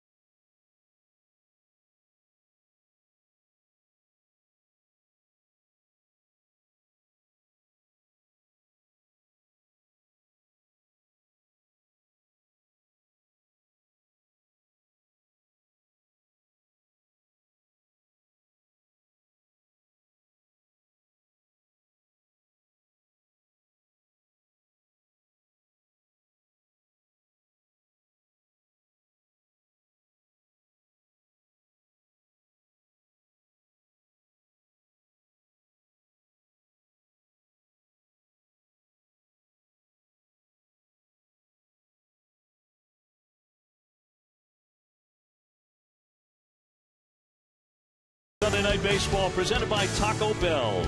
And from Atlanta, Georgia, we're all locked up 2-2. The Atlanta Braves, who are going for a 3-game sweep over the team with the best record in the majors, the St. Louis Cardinals. Braves with 5 hits. St. Louis with 8 so far. Both starters are still on the hill. And that means the right-hander Shelby Miller goes to work against McCann, Ugla, and Johnson for the Braves. A nice crowd on hand on this Sunday evening. Of course, the impact of Tim Hudson's loss remains to be seen. But the Braves have by far the biggest comfort zone of any division leader. They're up by 8 games at the moment, pending the outcome of this one in the NL East. McCann is 0 for 2. He's popped up and flied out. For having such a comfortable lead, the Atlanta Braves still feel like a very vulnerable team if they get into the playoffs, with the way they rely on the home run, the way there's so much youth in their starting pitching. They only have 1 playoff start in the rotation now that they lost Tim Hudson. And that's Chris Medlin in the 1-game playoff last year against these Cardinals. And wound up taking the loss in that one with that infield fly rule call, which they're still talking about here. And they've got some interesting things happening as they start to get healthy. You know, B.J. Upton as he gets healthy, Jordan Schaefer as he gets healthy. That outfield is going to get awfully crowded. And they've invested an awful lot in Mr. Upton, and he's not really producing. They're hoping when he comes back and is healthy, he can get his swing together. B.J.'s hitting 177 with a lot of strikeouts, over 100 strikeouts. And what complicates it the most is that Evan Gattis is an offensive producer now, and a bat that they'd love to keep in the lineup. So when BJ comes back, I'm sure they're going to be very patient because of the game lead they have. But if he doesn't produce as they get into September and closer to the playoffs, and it looks like they're going to make it, it's going to be interesting what choices they make. Line solidly, but fouled on the right field line by McCann. Well, this is Atlanta's largest first-place lead since the end of 2004, when they won the division by 10 games. So they can afford to relax more than anybody else in baseball. At the top of a division. 3-2 on McCann. Ugla on deck. Catcher to catcher, and this hit him right on the elbow. Yachty just kind of, Brian knows what that feels like when a hitter awkwardly, mistakenly hits you. Carpenter in on it. He was playing into right field and throws out McCann. A little funny bone number that Yachty had to shake off. McCann makes the out on that ground ball. So 1 away for Ugla, who has struck out looking and also grounded to third tonight, 0 for 2. You look at Ugla, he's really a perfect fit for these Braves. He has big power and he strikes out a ton. He's exactly what the Braves are looking for. I don't know about looking for, but he's that's what they are. That's exactly what they are. I mean, talking to Freddie Gonzalez before the game and asking him about just Brave philosophy, Brave baseball. First thing he goes to is pitching and defense. And I said, well, is there any momentum or thought about changing the approach at the plate from the all or nothing? And he pretty much says these guys have this track record. They're big swingers. They swing hard, and they're either going to strike out or they're going to hit the home run. And he said the number one thing I am concerned about is productive outs, though, when we do get the leadoff double, when we do have a man on third and less than 2 outs. Not shot but foul. That was pitch number 100 by Miller. Well, Freddie's a good manager, and I think he's pretty much convinced himself, look, this is the way it's going to be. I'm going to have to live with all these strikeouts. I have to put the most positive spin I can in my own clubhouse, because that's what these guys are. As he said, those are their track records. There's a lot of home runs among those track records too. And this roster or team and the way they produce offensively reminds us a lot of the New York Yankees of last year. The reliance on the home run and how they score their runs. I think they have the ability in certain parts of this lineup, certain individuals, that don't have to be the all or nothing type hitters. Brian McCann, who we just had a shot of there on the bench, he doesn't have to be an all or nothing hitter. Jason Hayward does not have to be an all or nothing hitter. Justin Upton doesn't have to be that kind of hitter. There's Jason. Chris Johnson? Chris Johnson is not an all or nothing hitter, but it just seems like the home runs, outstanding power. But they've got ability in this lineup to grind out some at bats and go the opposite field, let the ball get deep as a hitter and hit in 2 strikes. Down goes Uggla. He fans for the second time tonight.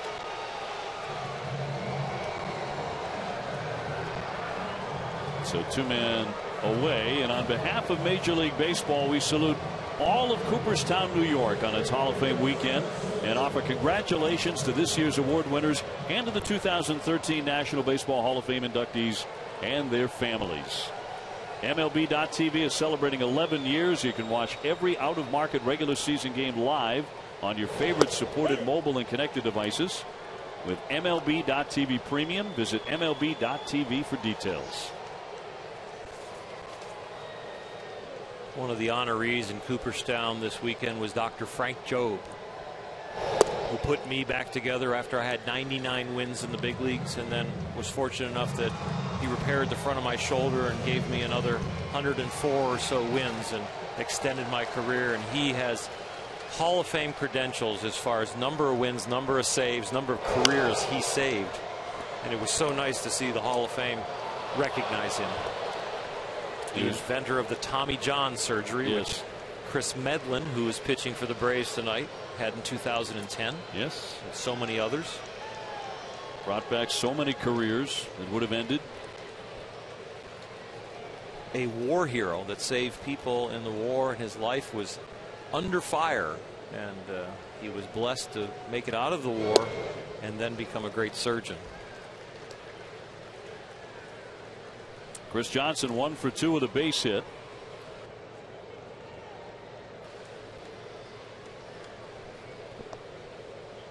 Johnson's dad Ron played in the major leagues and was a coach for the Red Sox for a while. So he has baseball very much in his blood as he fouls one away. 2-2. So we're talking about the 2013 Hall of Fame class. And among them, Jacob Rupert, Yankees owner, the man who brought Babe Ruth to New York from the Red Sox and changed everything in the Bronx.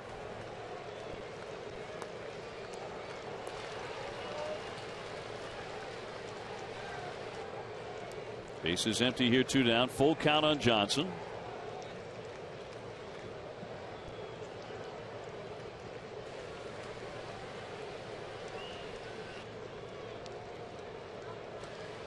Miller home with the payoff pitch. Fought off foul down the line. You know, it's interesting. Buster has a Hall of Fame vote, but the log jam that could be created because nobody got in this year and you're only allowed 10 votes.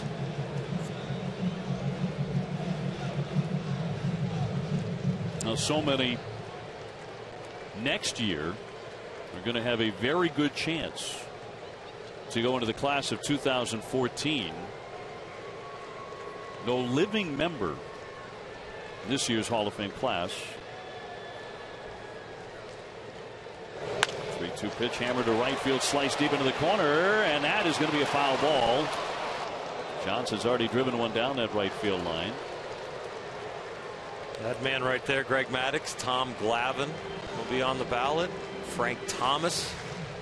These, in my mind, are guys that should be slam dunks. But Buster tells us the ballots are getting really clogged with who will get in because of you can only vote for 10, and a certain percentage of the voters won't vote for people who they suspect of PEDs. Now, Buster, you have a vote. Yeah, and I counted as many as 17 candidates that I think I would put on my ballot because I vote for guys like Bonds and Clemens. Base hit to right. Another single for Johnson, who stays hot on Molina's tail. He's 2 for 3, as is Yadier tonight. But then you look at all the other guys who are going to come on the ballot. You know, Maddux and Glavine and Jeff Kent and Frank Thomas, and those get stacked on top of all those names that didn't get moved on last year. So I think this is going to be a recurring problem for the Hall of Fame, because every year there's going to be a high percentage of voters who are going to have to choose who are going to leave off the ballot. For example, I think I'm going to be leaving off Curt Schilling. I think Oh, I think she'll just cut your mic. We have a pitching change. And we'll be back with more in just a moment. The night is over for Shelby Miller. We're tied up 2-2 in the 6th inning.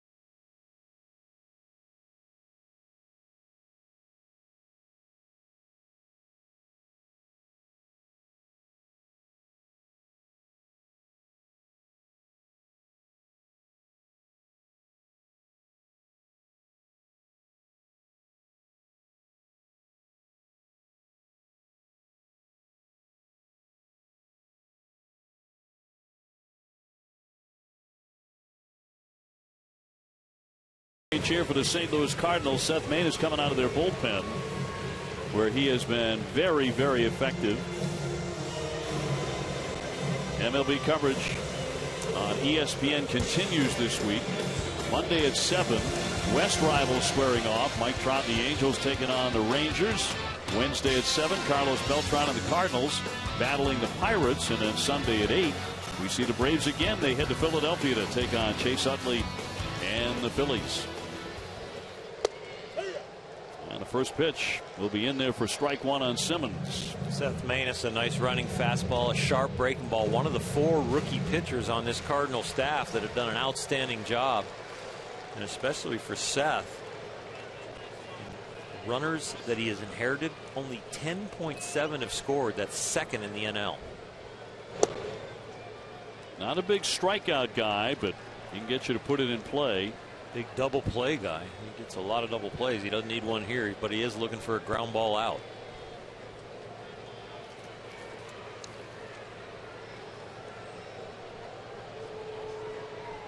Simmons has an RBI single. He's also flied to right.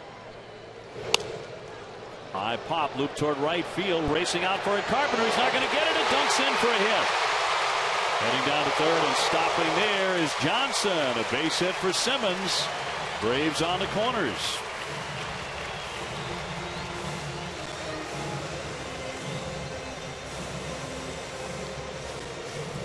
And Joey Turdoslavich is going to come up and hit for Medlin. Avilan throwing in the bullpen, the left-hander. So the wheels are turning here as Freddie Gonzalez decides to make a move. Medlin has been lifted for the hitter. Still can get the win if they can squeak a run across and hold the lead.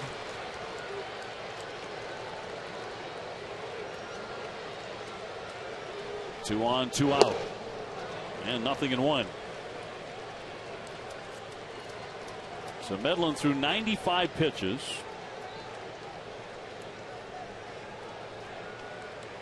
He was in a tie game, but if that run scores at third, he could eke out a win tonight. Long way to go yet. Nice stop there by Molina. So hard to get one past Molina. He's got a knee that he is nursing, and he doesn't really get out there and do this the traditional way. So he half gets down and half does it with his knee. If that knee was really healthy, you'd have saw him slide out there and jam those knees into the ground and block it with his chest. But got a little weight off of it and got over there and backhanded it. Punch through for a base hit. Here comes the run. Johnson scores.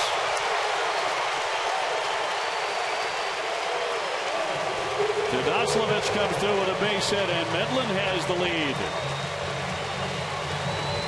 Manus gets a ground ball. It happens to hit a hole, but he will shake himself because this ball is up. And when it's up, it goes through like two hoppers and harder, makes those holes a little bit bigger. This ball's down and sinks more. It's 3, 4, 5 hops, gives your infield a little better chance to reach.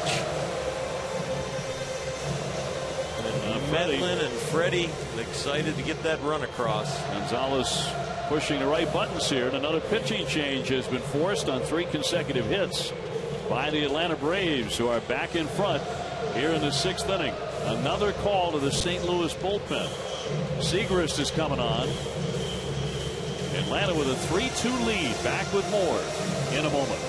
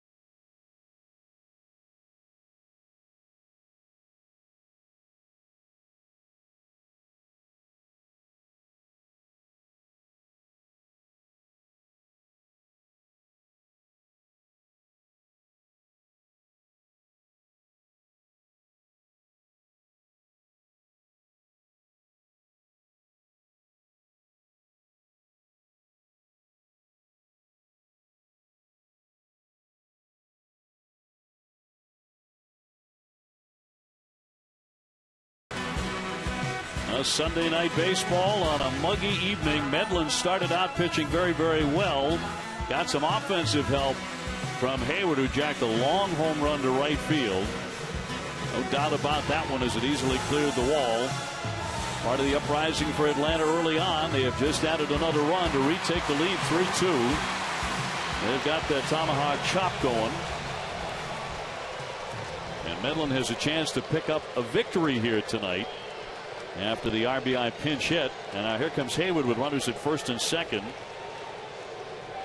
Kevin Seacrest, the left-hander out of Buffalo, New York, coming on with 2 out. And he takes a fastball in for a strike. Hayward is 1 for 2. Segrist set a Cardinal rookie record for being unscored upon in his first 12 games, and he can really dominate left-handers at .080 batting average. Cardinals' 3rd rookie tonight on the mound. And really popping that mitt.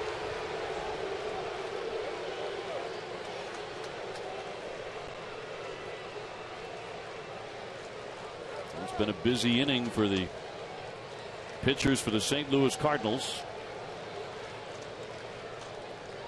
Already 3 have pitched in this inning, and that's down and away, 1 and 2. 6'5", 215, 96 miles an hour.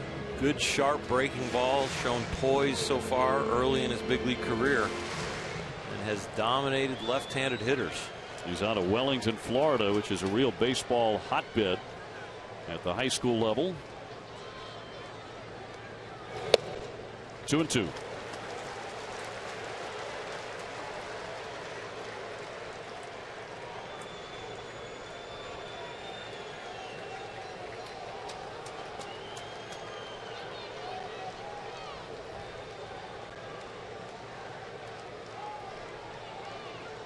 Two on, 2 out, 2 and 2 the count.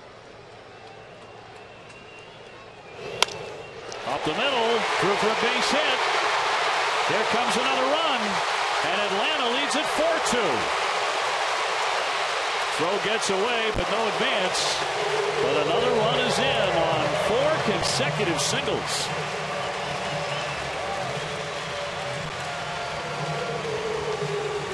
Now the Braves just continue to swing the bats. No home runs in this inning, but they're pecking away. And Jason Hayward has had a night with this base hit. He had the earlier home run, takes the hard fastball away and drives it right back up the middle. The Braves working on their 8th sweep of a series this year. If they can win tonight, they had a purpose, and they were going up against a measuring stick facing the Cardinals coming into this series. And they are rising to the occasion right now. Upton takes the ball. The Cardinals have only been swept once all season. That was earlier by Texas. But it could happen again here tonight in Atlanta. Upton has walked, fly to center, and singled.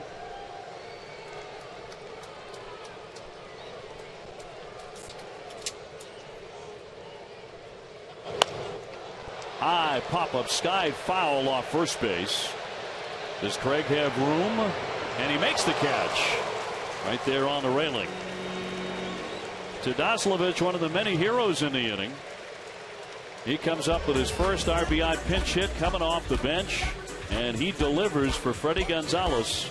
The Braves put together 4 consecutive singles, and they have broken 2 runs across the plate to lead it 4-2 after 6.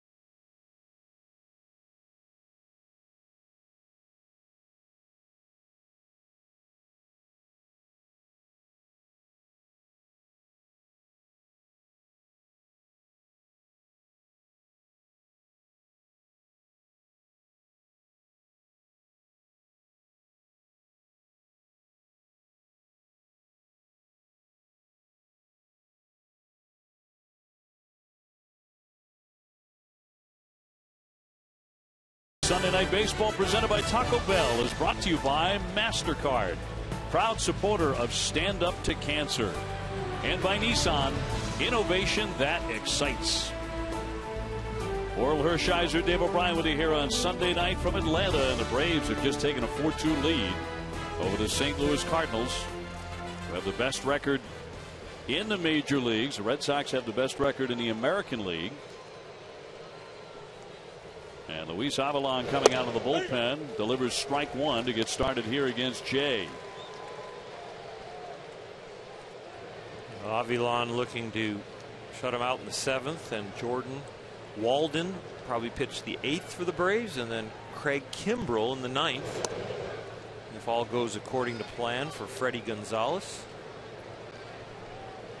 Jay in this one 1 for 2. Cosmo will follow, and then the pitcher spot is up. Mike Matheny will lose the fine bat of Shelby Miller, who singled and doubled and had an RBI tonight. did not have as good a night as he wanted on the mound. Bloop hit and then some poor located fastballs up. Not as pitch efficient as they'd like to see him in his young career as he continues to develop. Check swing, and that's in there. Strike three. Got him looking. Jay will take a seat. Well located fastball, low and away with some nice movement. Avilan dotting the outside corner right here. Hitting the glove, getting to the outer half, but keeping the ball down. That'll bring up Kozma, who's doubled and struck out tonight. Kozma has been up and down with the bat, recently snapping an 0 for 27. But Mike Matheny has stuck with him, and he's told him that his defense is a lot more important than anything else at this point, which is exactly what Tony La Russa told Mike Matheny when Mike was catching and having trouble with the bat. He said, I could really care less with this lineup, the lineup we have as the Cardinals, and that's the exact same thing that Matheny told Kozma. And when you have a team that has very few deficiencies, and Mike Matheny played on some championship teams, everyone in the media and the beat writers look to where can we improve the Cardinals going into the playoffs or getting to the playoffs. They look to offense at shortstop, but Matheny says, you know what, it's easy to pick that out. You just pick the ball up for us, play defense, and we'll be fine.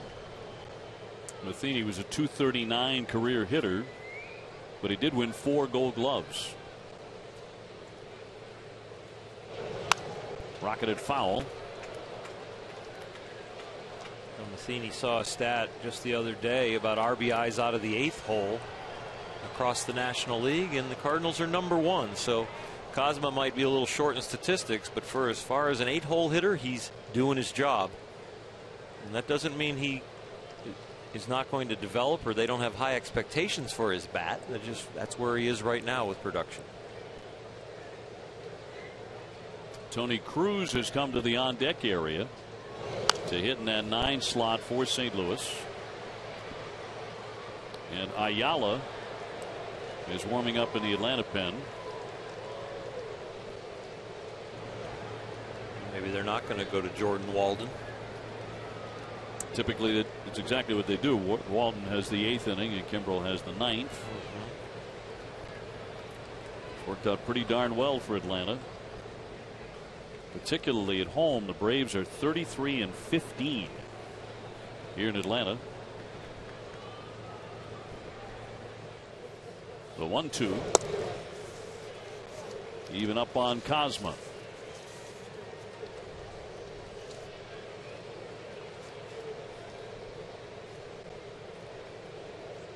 Chris Medlin can pick up a much needed win if the bullpen does its job. Swung on and missed. He chased that one. Back-to-back strikeouts. And 2 down for the Cardinals here in the 7th inning. Let's go down to Buster. You were talking about the road for the Braves, and think about this schedule in the second half, because they played such a difficult schedule in the first half. Out of their last 57 games, guys, they have only 7 games against teams that currently have a record over 500, 3 games against the Cleveland Indians, 4 games against the St. Louis Cardinals. They do not play outside of the Eastern or Central time zone in the entire second half. How about that? Well, 57 games left, 32 of them at home. So to Buster's point, that schedule really eases up. A tapper to Johnson. He guns on to retire the side. He gets Cruz, the pinch hitter. 1, 2, 3 they go. So we're in the middle of the 7th. They will stretch in Atlanta with the Braves on top of the Cardinals by 2.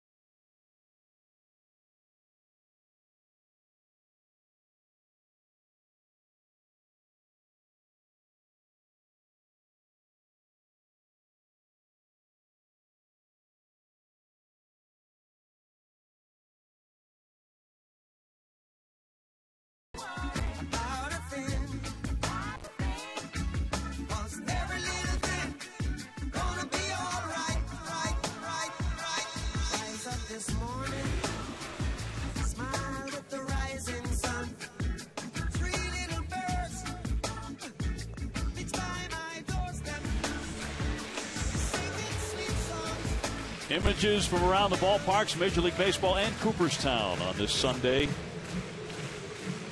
And finishing up here in Atlanta tonight, the Braves and the Cardinals 4-2 Atlanta. Here into the last half of the 7th inning, the Cardinals will go to their bullpen again. Mark Zepchinski just recalled from the minor leagues, about to make his first appearance here since the recall. 32 games down in Memphis in AAA, bringing him up now to kind of lighten the load on the other two lefties, Segrist and Choate. Randy Choate. Zepchinski looking to make another dent, was a key to a Cardinals run last year. A little slower start this year, and it's really kind of gone up and down. Buster Olney was talking about him earlier, that some believe that maybe he's being showcased for a trade. And pitching here tonight at Turner Field, he'll get Freeman, Gaddis, and McCann. So that's going to be 3, 4, and 5 as the Braves try and push this thing into a comfort zone. Freeman has gone 1 for 3 with a base hit. He's also flied out twice. Fouled back for strike 1.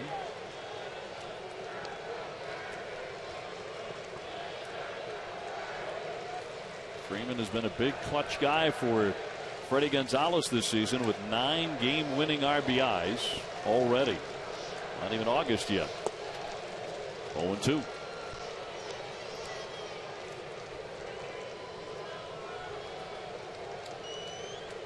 His single in the 5th inning was his first base hit of this series.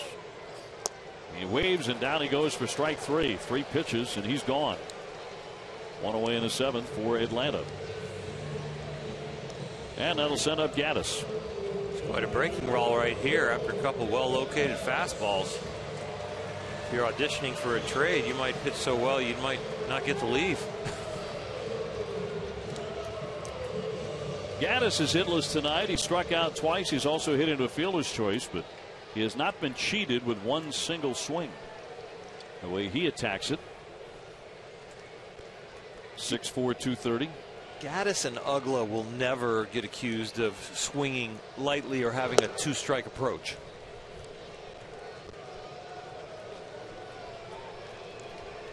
Four runs on 9 hits for Atlanta, 2 runs, 8 hits, and an error for St. Louis.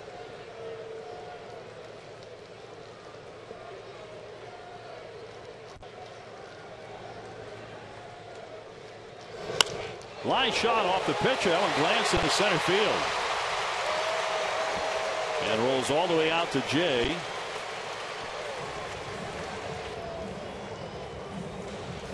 That one got him. That one off the pitcher, Zepchinski. No one coming out. He actually waves them off.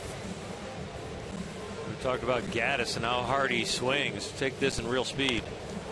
Whoa, right off the right hip of Zepchinski. Short, compact, and firm that swing is. Turning that wooden bat into sawdust. Yeah. Those are some large hands. Very strong. He's 1 for 4 tonight. That'll send up McCann. Zepchinski appears to be fine as he delivers a little bit low for ball 1. As a pitcher, any more than a hitter getting struck by a pitch, you do not want to show that it hurt. No, there's not many times that you really want to show any kind of weakness. Pounding ball up the middle. Carpenter ranging to his right. Gets the out there on the first, double play. And the side is retired. So Zepchinski gets his revenge. Go to the 8th, 4-2 Atlanta.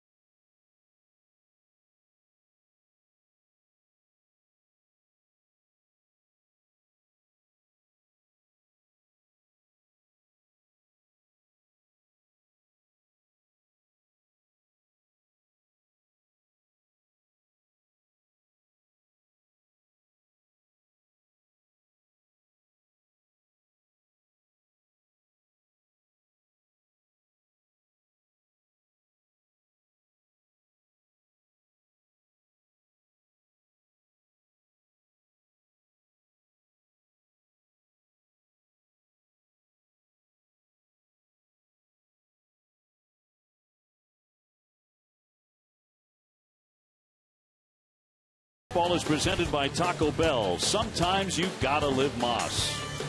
And in part by the Volkswagen Best Thing Ever event. Visit VWDealer.com. Eighth inning coming up from Atlanta. The Braves leading the Cardinals 4-2. Atlanta breaking it open a bit in the sixth inning with a pair of runs. They're going to make a couple of changes here. Reed Johnson now takes over in left. And Jordan Walden, a right-hander, will be the new pitcher as part of a double switch here by Freddie Gonzalez. Jordan Walden on the mound lately has been outstanding. Was on the DL earlier in the year with a little shoulder inflammation. Came over from the Angels in the Tommy Hanson trade. But as of late, he has been very, very good. A unique delivery we'll probably get a chance to look at during this inning. He'll bat fourth. Johnson in left field will bat ninth. And here's Matt Carpenter, who's gone hitless tonight. That hasn't happened very often this season. He's flied out to left twice. He's also hit into a double play.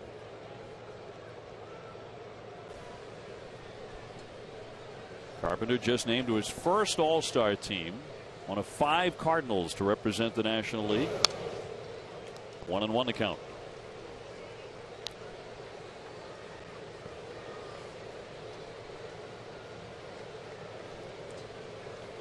Jordan Walden has a little hop in his delivery as he lands on his front foot, even right before that, where his back foot actually comes off the ground. A lot of pitchers have a drag line where they drag their back foot towards home plate as they transfer the weight. He actually jumps a little bit as he gets into turning his hips and shoulders to throw the ball. Take a look. That looks very conventional and centered. The hands break over the rubber. The kick leg starts to come down. But right about here, you look at, he leaves the ground before he goes into foot strike. Normally what goes right prior to foot strike is the dragging of the back foot towards home plate as the hips start to open. He does it all in one motion in the air. Conventional pitcher would start to turn his back foot over and drag his foot towards home plate. When Walden jumps and pops the hip open, taking the top half aggressively towards home plate and pulling his back foot off the ground. It's a little disconcerting for a hitter. You want both his feet on the ground when he throws that hard, don't you? Well, fortunately, I don't think the hitter is looking down there at his feet. It probably looks herky-jerky, yeah, but I don't think they actually see his feet leaving the ground. They're probably looking soft focus up there somewhere around where his release point is going to be. And I'd then feel picking up better. the ball. I'd feel better as a hitter when he's throwing 96. If both feet were on the ground. Both feet are on the ground, and he has a better chance to throw it somewhere in that batting circle. A pitcher stands on one leg for a living. They lift their front leg and stand on their back leg and try and do that consistently, and then they land on their front leg and throw the ball to home plate and try and do that consistently. He's maybe standing on no legs for a living. I'll take one leg, I think, if I'm a hitter. That's fine. 1 foot on the ground. Down the left field line, but a slicer foul. I'll give you one more look at just the feet. That little hop you're talking about. And as he comes down, that turns over and drags. Nope, his pops completely off with a little jump. And we don't teach this at home. Now we're going in the air. He cannot be in a walking contest. Both feet are off the ground, and an official walk is always 1 foot contacted to the ground. Carpenter being very pesky here. He's among the best hitters in baseball with 2 strikes. He counts 0-2. He hits .313. 3-2 here. Beltran next, and then Holiday.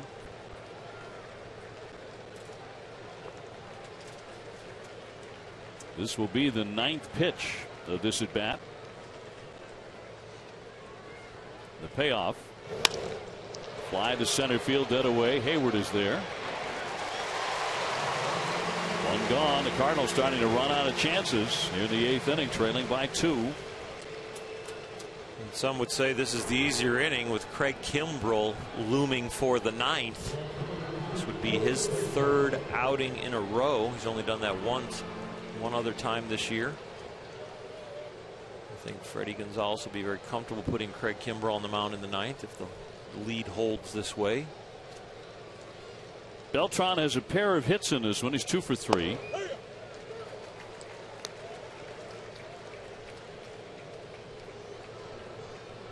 He came into the game on an 0 for 11 skid. He's out of that.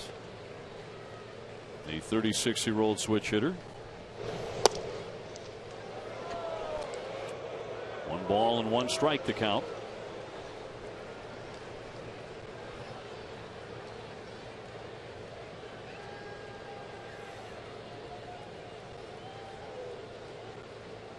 Walden's 1-1. A strike again. Now he's in front 1-2 on Beltran.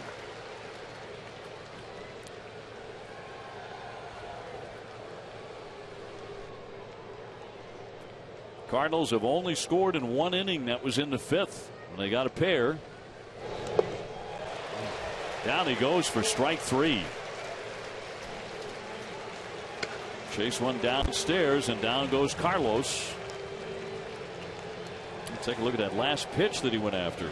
Thrown awfully hard with the fastball, but then you throw a breaking ball that looks like a fastball out of his hand, and he's been throwing so many fastballs. Beltran is just sitting fastball and just looks terrible on that breaking ball.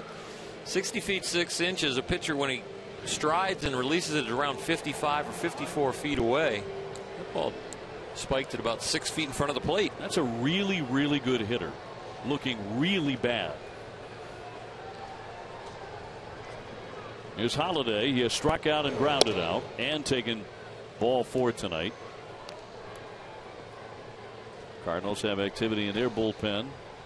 Salas and Rosenthal.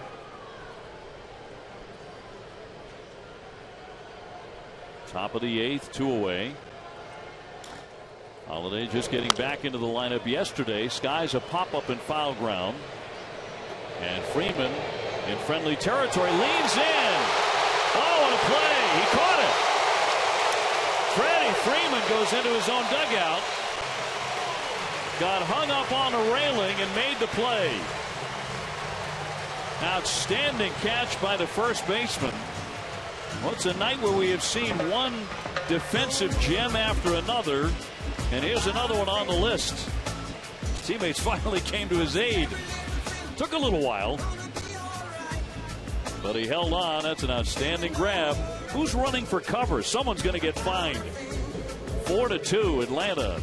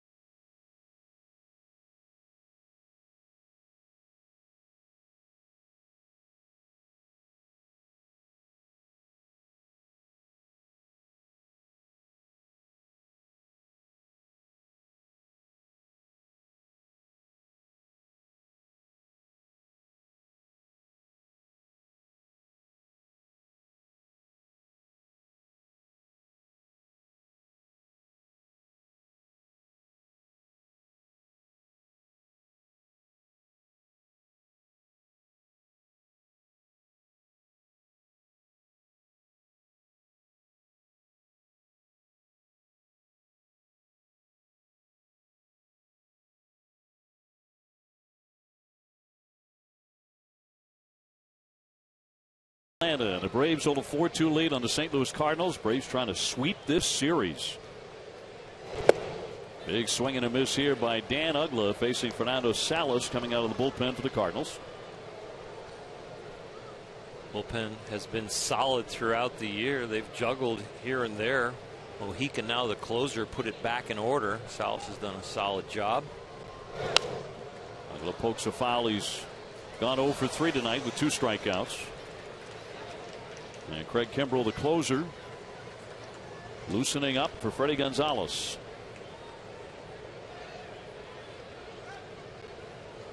Came up with his 30th save of the season last night.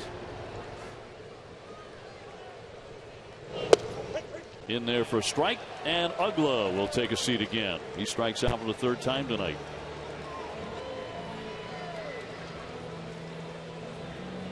Get a closer look at pitching coach Roger McDowell there for Atlanta. I think when we had a shot of him a moment ago, it looked like he had Tim Hudson's number on his cap. There's a lot of respect for Tim Hudson on this team, and Freddie Gonzalez, the moment that Tim Hudson was hurt and then went through the surgery, told Tim, I want you on the bench as soon as possible for this young staff. The mentor that he is. It's a lot easier to lead when you're active, but he carries a lot of weight even with his words, even though he's out for the rest of the season. Huddy, as everyone calls him. And we wish him well. He's had a terrific career so far. You certainly hope he makes his way back from that gruesome ankle injury, but everything went well as far as the surgery. And a lot of youngsters for him to tutor here. Tim won his 200th game earlier this season. Minor, Tehran, Medlin, all the guys on the rotation will miss him. Not only his innings and the quality of person he is, get him around the clubhouse. But I can tell you, as a guy who got a chance to lead a staff a few times, that it's a lot easier to lead when you're active. You got the ball in your hand, you go out there and lead by example. This young man, Chris Johnson, bidding for his 3rd hit of the ball game, and he'll have it down the line. So he's 3 for 4. He's about to take over the batting lead, looking for a double. He stumbled a bit. He dives, and he'll get there. And nearly lost his footing on his way to second base. He might be on his way to the batting title in the National League.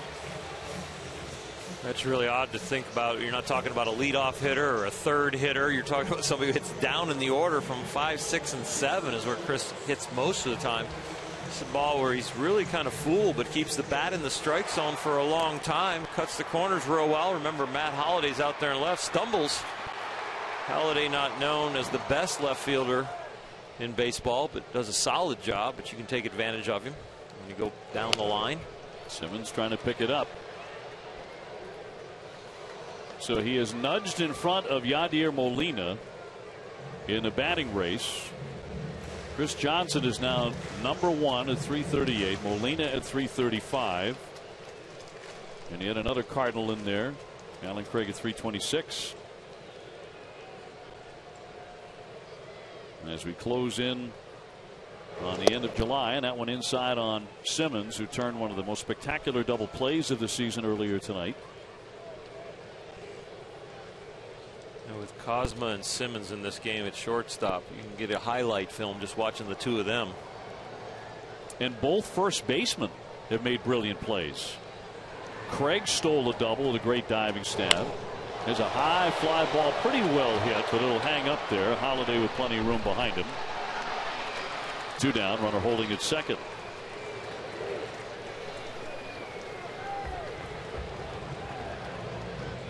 And Freeman made a tremendous play, going right to his dugout on the pop-up to retire the side moments ago. Might be some kangaroo court going on tomorrow in the Braves clubhouse with those guys all running away from helping their teammate. Yes, you're supposed to run to and support your teammate. Get in there. Now they come in. Okay. All right. You got it. There's no danger. I'll come help you now. Here's Reed Johnson. his first at bat tonight. He came on to play the outfield in for Gaddis, and he chops a foul. It was funny talking to Freddie Gonzalez before the game, talking about Gaddis and how his defense had come along so far. And then the next question was, but will you defensive replace for him? And he goes, oh, yeah, as early as the 5th. I go, wow, the defense has really come a long way, huh, Freddie? Yeah, he's solid. He's doing great. He said it was very windy that day. Particularly windy. Gaddis did have one drop in front of him in left field tonight, but certainly a work in progress. But he is making progress, they think. No, they do. And I think so, too. There's nothing against Evan Gaddis and his work ethic out there. He just hasn't been exposed to a lot. And, you know, this guy at the plate, Reed Johnson, was giving him lessons before the game on how to round off balls and get him into the infield quicker. Johnson at second base, a 2-run lead for Atlanta. Bounding ball, deep short. Here's the toss by Kozma, close, gets away. Here comes the run, and Atlanta grabs another run to lead it 5-2. Craig tried to backhand it on the skip toss, and when it rolled away, Johnson came scampering home. Now it's a 3-run Braves advantage. We have the advantage of replay to make the read on what Alan Craig was doing down there at first, but there's a feel to, will we get this runner? Should I take the risk on the backhand with that guy rounding third? And I think down by 2, you're looking for an out and trying to pick your shortstop out right here. If he catches it, he's out, but you take the risk of what happened, and the ball gets bobbled and the run comes in. Well, Reed Johnson landed awkwardly over there at first base, so he's a little shaken up. He'll have to talk with a trainer. Freddie Gonzalez will come out as well to see if he can continue. He went up that line hard. They've got B.J. Upton out. They've got Jordan Schaefer out, an outfielder, and he looks like he pulls up a little bit right before the bag there.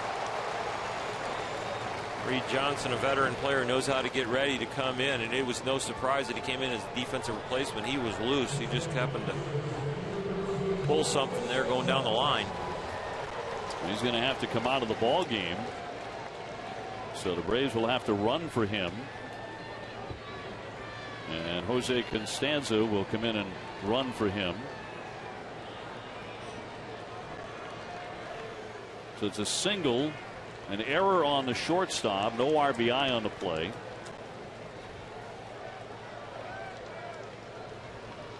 And here's Hayward. High fly, but foul down the right field line. He jumped all over it. He's already homered in this one, and that had plenty of distance, but foul. He's also driven in a run with a base hit, so he's 2 for 3. Braves have been in first place longer than any team in baseball, 117 days. Johnson forced out because of an injury, but the Braves keep on rolling, even losing Tim Hudson. They're on the verge of sweeping this series against the team with the best record in the majors. There is no perfect team, and there are things that you can critique about the Braves. Their offense and the home runs and strikeouts. The young starting pitching now that Tim Hudson went down, but they're finding a way to look like they're going to sweep the St. Louis Cardinals, the best record in baseball. They're doing something right. They've shut this Cardinal offense down. #1 runs in the National League. Minor, Tehran, and Medlin, and the bullpen. Well, Washington won big today, but they're still far, far back of Atlanta.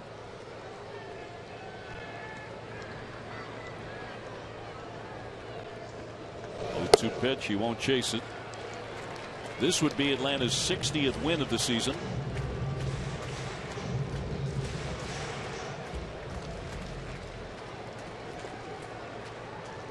Sports Center will be coming up as soon as we finish up here from Atlanta. But the Braves hold a 5-2 lead in their bid to sweep the Cardinals tonight. No easy task. It's only been done one time this season by Texas. A shot to the shortstop. Kozma gobbles it, and the side is retired. But Atlanta adds on, and they have Kimbrel coming out of that bullpen. One of the best closers in the game. about to take to the mound here in Atlanta, Georgia on Sunday Night Baseball, trying to protect a 5-2 lead over the St. Louis Cardinals. We'll be back to see if the Braves can sweep in a moment.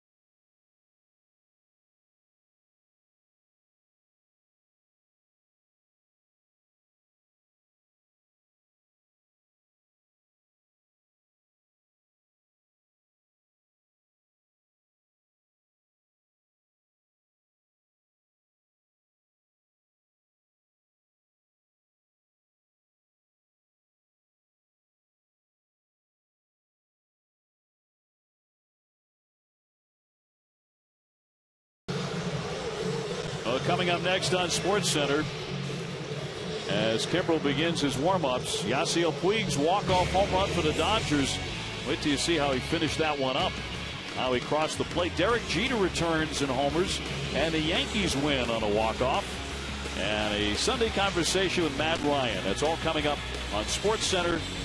As soon as our game finishes up here in Atlanta, the Braves leading the Cardinals 5-2. Costanza taking over in left field for the injured Reed Johnson. And the numbers on Kimbrel. He's put himself into some elite company in Atlanta history. He's up there with John Smoltz now and Gene Garber, Atlanta great closers. This is a flamethrower. Now here's Alan Craig. He's had a tough night. He's gone 0 for 3, 2 strikeouts, and he's tapped back to the pitcher. Molina and Freese due to follow. 34,478 tonight in Atlanta. Very festive crowd.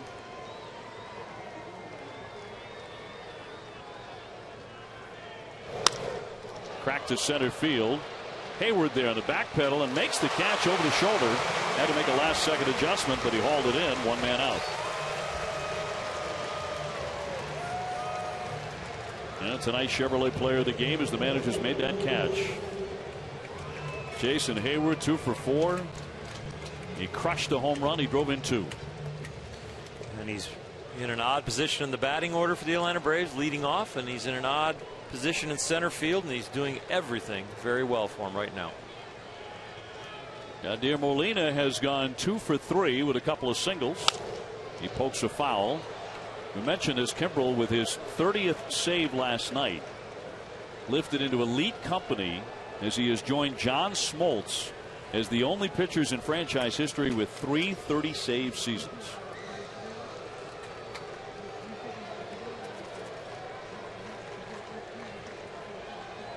The 0-1 pitch. 1 ball and 1 strike on Molina. Usually Molina loves to get into the opponent's bullpen. He hits .378 against the relief corps. In baseball, only Buster Posey is better at .389. But he's behind now 1-2. He's not doing it against relief corps like Craig Kimbrel, though. Yes, not many like this. 17 pitches on Friday for a save, 7 pitches yesterday for a save. Here tonight, only 5 so far. He's got an out and a 1-2 count.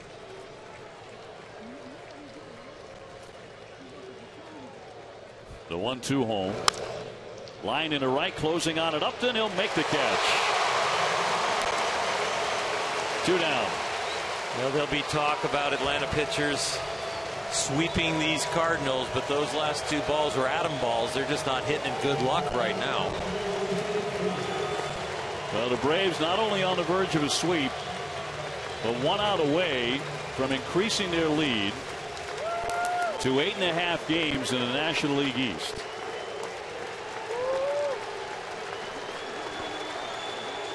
The Cardinals would be just a game and a half in front of the Pirates going to Pittsburgh tomorrow for the first of 5 against the Bucks. What a series that's going to be. Doubleheader on Tuesday. So with all the great things the Cardinals and Mike Matheny have done, they're still fighting for their lives here at the end of July in the division.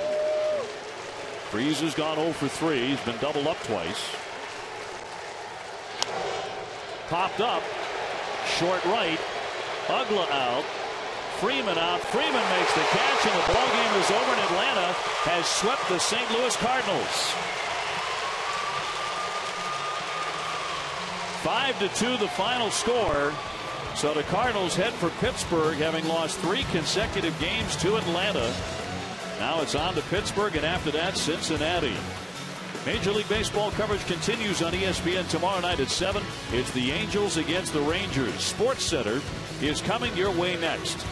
This has been a presentation of ESPN, the worldwide leader in sports. For my partner, Oral Hershiser, and for Buster Olney, I'm Dave O'Brien saying good night from Atlanta.